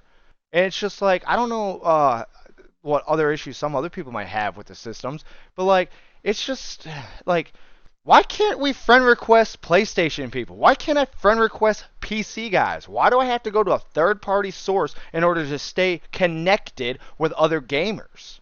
Like, so that for me is the issues. They need to make the connectivity of gamers to gamers, especially on other consoles, systems and stuff, easy. It needs to be simple. Like, no fucking brainer. It should be just done. It shouldn't even be a question, especially in 2025. Like, this should have been done in 2020. Like, why can't we friend request Nintendo people? Like, what the fuck's up with that shit? Like, I just don't understand why they like try to keep fucking gamers in these bubbles. And it's like, oh, you gotta be over here. Oh, you can send that guy a message, or you can play with him. Like, I can play with PC guys in Space Marines 2, right, in my lobby, but I can't send the guy a friend request. It's so annoying. Like, what? So if your friends are on other platforms, they make it so you can't really play with your friends, and they make it so like you have to make these little like glitches where everybody has to buy a PlayStation in order for you to play with all your PlayStation friends. It's so annoying. Like, why is this even a discussion at 2025? Like, get your shit together. Growth is elusive. And if you're an enthusiast like me, this will catch you by surprise. Take a look at this chart. It's fascinating, and it's from Epelion CEO Matthew Ball. Now, this is a recent report, but it focuses on older data and basically how the industry changed. Oh, and don't even get me started on the keyboard and mouse compatibility with the systems, right? Yeah, I can't even like just hook. I should be able to hook a mouse and a keyboard straight up to my console and be able to use it instead of using the controller, right? Can't do that either. It's so dumb. Like, and then certain games, like a lot of them, they'll have PC releases, but like on the console, I cannot use a keyboard and mouse if I wanted to, even though like the game plays better on a keyboard and mouse. Like, you can't. It's like, dude, where is the support? Where's the features? Like, why is this even a thing? Why? Up to this generation, but it really does matter. So take a look at this line. It says high performance, and that basically is, you know, your Xboxes, your PlayStations, not your handhelds. And between generations, right? It's flat. The thing that's growing console sales basically is the Nintendo Switch. So essentially, as we moved from PS3 to PS4, Xbox 360 to Xbox One, we didn't see high-performance consoles as a sector grow in a massive way, which honestly a lot of people would find quite surprising. As for this console generation, it's actually a little bit more grim. So as of 6 months ago, the PS5 had sold 61.8 million units. The PS4 had sold ever so slightly fewer units in the same amount of time, but the lifetime sales of the PS4 are 117 million. So with those numbers, you can immediately tell that a lot of people did not just by default hop onto the new console generation from Sony. But where the big picture becomes clear is taking a look at Xbox. This is from Wall Street Journal's reporting, and yeah, 28.3 million units. That is under half what Sony have done in this generation. And of course, if Sony are ever so slightly defeating their past result, but Xbox are really doing quite terribly, what that basically means is the overall sector hasn't really grown for high-performance consoles. So let's put this together. The Nintendo Switch is pretty damn massive, 146 million sales, and PC is on the... I wonder why the Nintendo Switch has the sales it does. It couldn't possibly be because there's literally games on there that you literally cannot play anywhere else unless you have an emulator. Like, pretty much forced to buy a Nintendo Switch if you like anything that has to do with Nintendo gaming, like, which isn't exactly a bad thing because they aren't asking $500 for me for like these other consoles are. But then again, I have like, I got quite a few Switch games, but like I don't play my Switch that often. But like I would not justify spending $500 on a Nintendo console that like I'm limited with those capabilities and stuff, right? Like, it was nice that Nintendo acquired Rare, or not Nintendo, Microsoft acquired Rare, and so you could play like Banjo-Kazooie and stuff like that. But like, it's kind of crazy because like, the Switch is a great system, by the way. It's lacking in power though, dramatically. But like, it's curious to see like where Nintendo goes because Nintendo also is like they're pretty ballsy on their innovation and routes that they take, right? With the Wii U and stuff like that. The Wii U didn't do as like good, but like the Wii, man, I remember standing outside in the midnight releases and stuff, waiting for my Wii, like getting mine in Zelda Twilight Princess and stuff. Dude, it was such a good time. That was also a different time back in the day with midnight releases, so which, oh man, I miss those days. As an example, PC spending is estimated to be 20% higher than in 2021, and we keep on seeing Steam hit like new heights in terms of concurrency and all of those stats. So if you're wondering what the deal here is and why I just assaulted you with loads of facts and numbers and stuff, basically here's why. They can see the writing on the wall. We can all see the writing on the wall. It's probably why we didn't all go and buy Series X's. And because the Series install base is so low, they're obviously not doing a competitor to the... Wait a minute. What? Hold on. Don't tell me he's gonna overlook what the hell happened in the last since the X was released and the Pro. Like, this is the part that frustrates the hell out of me. Okay, you remember back when these first released and you just couldn't get one, no matter how hard you tried, as scalpers and everything like that. Well, let me tell you, it wasn't just the scalpers. It was all the companies that were in on this bullshit trying to capitalize. The systems came out at $499, right? For them. But out of nowhere, for the first time ever, poof, they're gone. You just can't get one. It took me 3 years to get a hold of my Xbox, right? But because I refuse to pay more than retail. If the company comes out and says it's $499, I'm paying $499. I'm not paying $699, $599, or $700 fucking dollars. They can get fucked. So I'll wait. I'll wait for prices to drop, and that's what I did. But you know what the most annoying part, and this was a big mind-boggling, okay? Let me let you in on a little fucking secret. This is the part where I realized it was not a scalper issue, and I can't believe Xbox even allowed this to even happen. So they released the console at $499, and out of nowhere, poof, all the systems are gone, right? They're gone. Now let me tell you, I'm a carpenter by trade, so I'm union, so I work on a lot of things. Not right now, but I've worked on a lot of buildings and stuff like that. I used to remodel Targets, okay?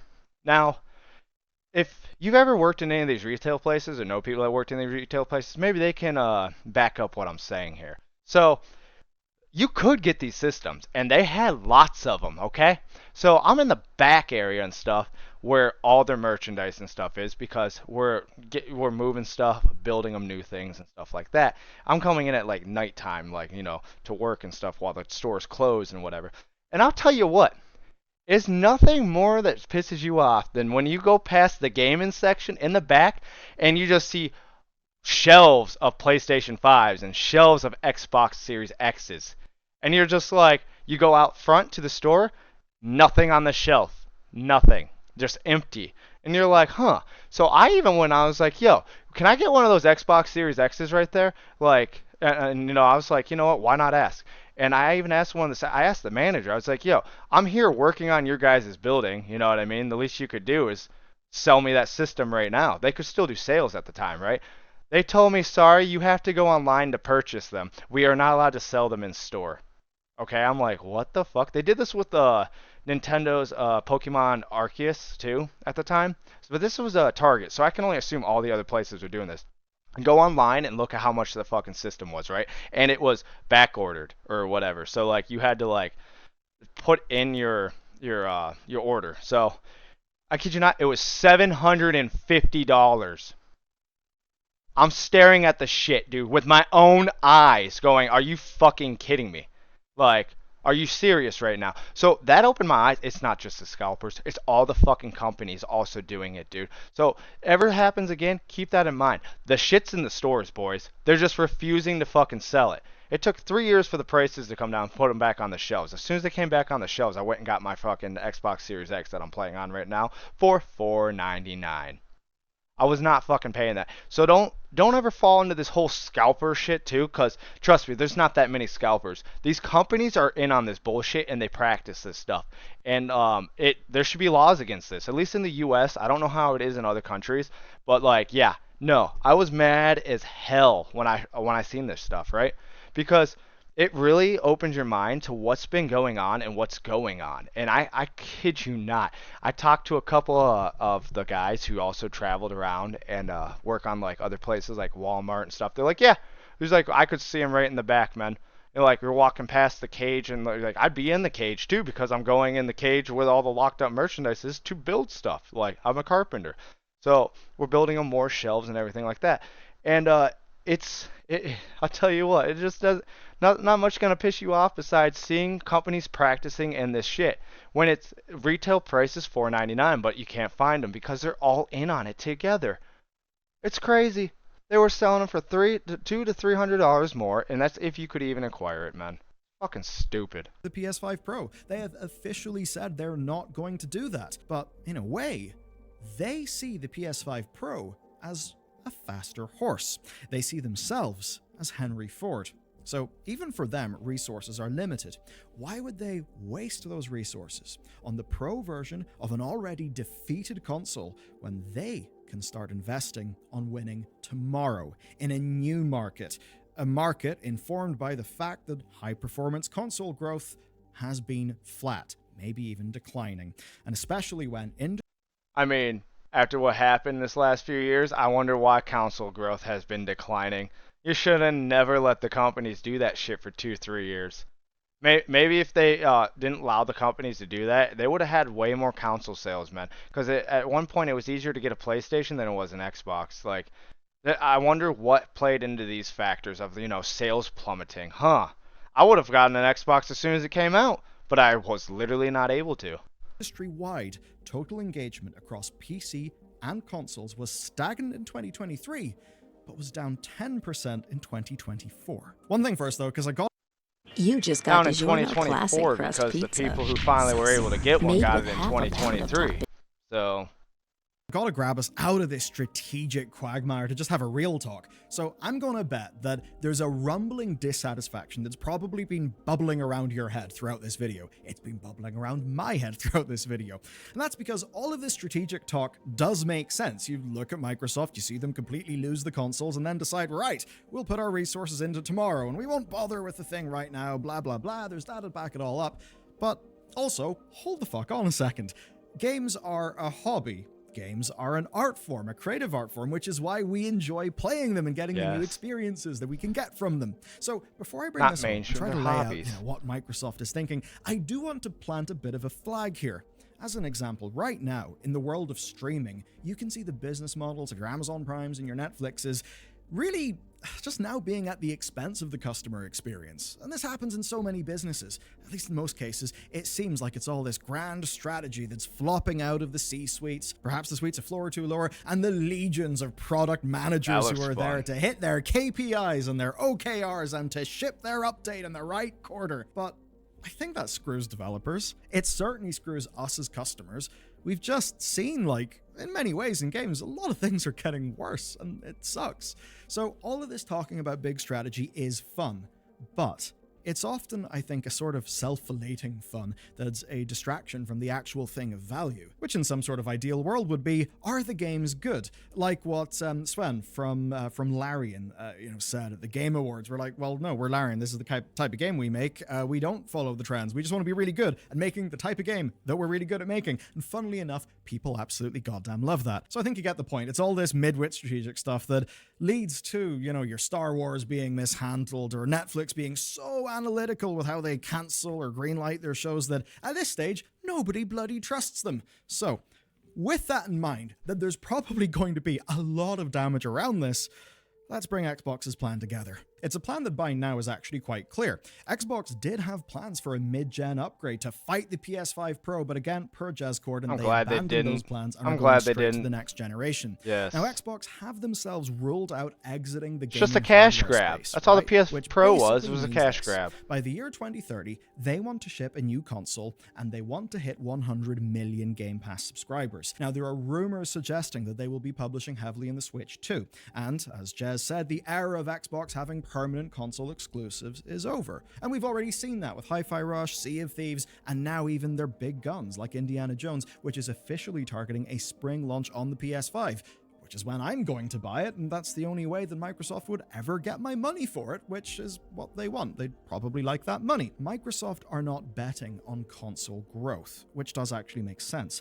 High-performance console growth has actually declined. So their plan instead is to not grow directly against Sony, but to grow around Sony. Do the things they're not doing. On Sony's platform, on Nintendo's platform, and then every screen on Earth through streaming. That's That an gets them interesting revenue. It grows their take. brands. More and more people will be playing an Xbox Game Studios thing, such that when the new console generation does actually happen, people will be more used to them, and they will be aware that Game Pass is there, and that all those games they buy for 50, 60, 70, maybe $80 are actually just, $20 a month over there. And that, I believe, is the thin end of the wedge that they want to use against Sony. Because when you look at Sony's business model, one thing's pretty damn clear. Them putting a big new, Naughty Dog game or something from Insomniac on PS Plus on launch day is basically unthinkable. And also remember that by the time that happens, PS5 users will be used to buying Doom, Elder Scrolls 6, Yep. Indiana Jones. I see what they're stuff doing. From It's pretty all smart. of those studios they have acquired, where we haven't really seen the bulk of the in-production games yet. That is their big, long plan. And to best serve that plan, rather than grow their hardware share now, they want to grow their software share. They then want to convert that into subscription and hardware sales in the future. Not a bad way to Of go. course, that's just the big strategy, and it's Microsoft. Do you know the history of Microsoft? They're somewhat a company renowned for just unforced errors absolutely all of the time. I'm sure you enjoyed the new... Imagine playing Microsoft Flight Simulator on PlayStation. It'd be a little weird, right? Microsoft Flight Simulator. What are you doing later today on your PS5? I'm playing Microsoft Flight Simulator. Microsoft Word and Windows 10 news. That was also lovely. So, yeah, this is a Microsoft that will, also as time goes on, only care less and less about gaming because, being real, they're just going to care more about spinning up their nuclear reactors for their AI data centers. We live in interesting times. Yeah, If you think we've missed an definitely angle in this interesting analysis, times. let me know down below. And we really do live in interesting times because We of do. what I talked about over in this video. Good shit, man. Hey, it was a good video, guys. If you liked it, head on over, give this guy a subscribe and a like, man. I'd post a link, but I don't have that kind of setup. This is on the Xbox, so I can't just grab it with the mouse real fast and swing it over like on a 2-page. Hell yeah. I like that guy. He always has some interesting takes on video gaming. Xbox plans to completely change the games industry.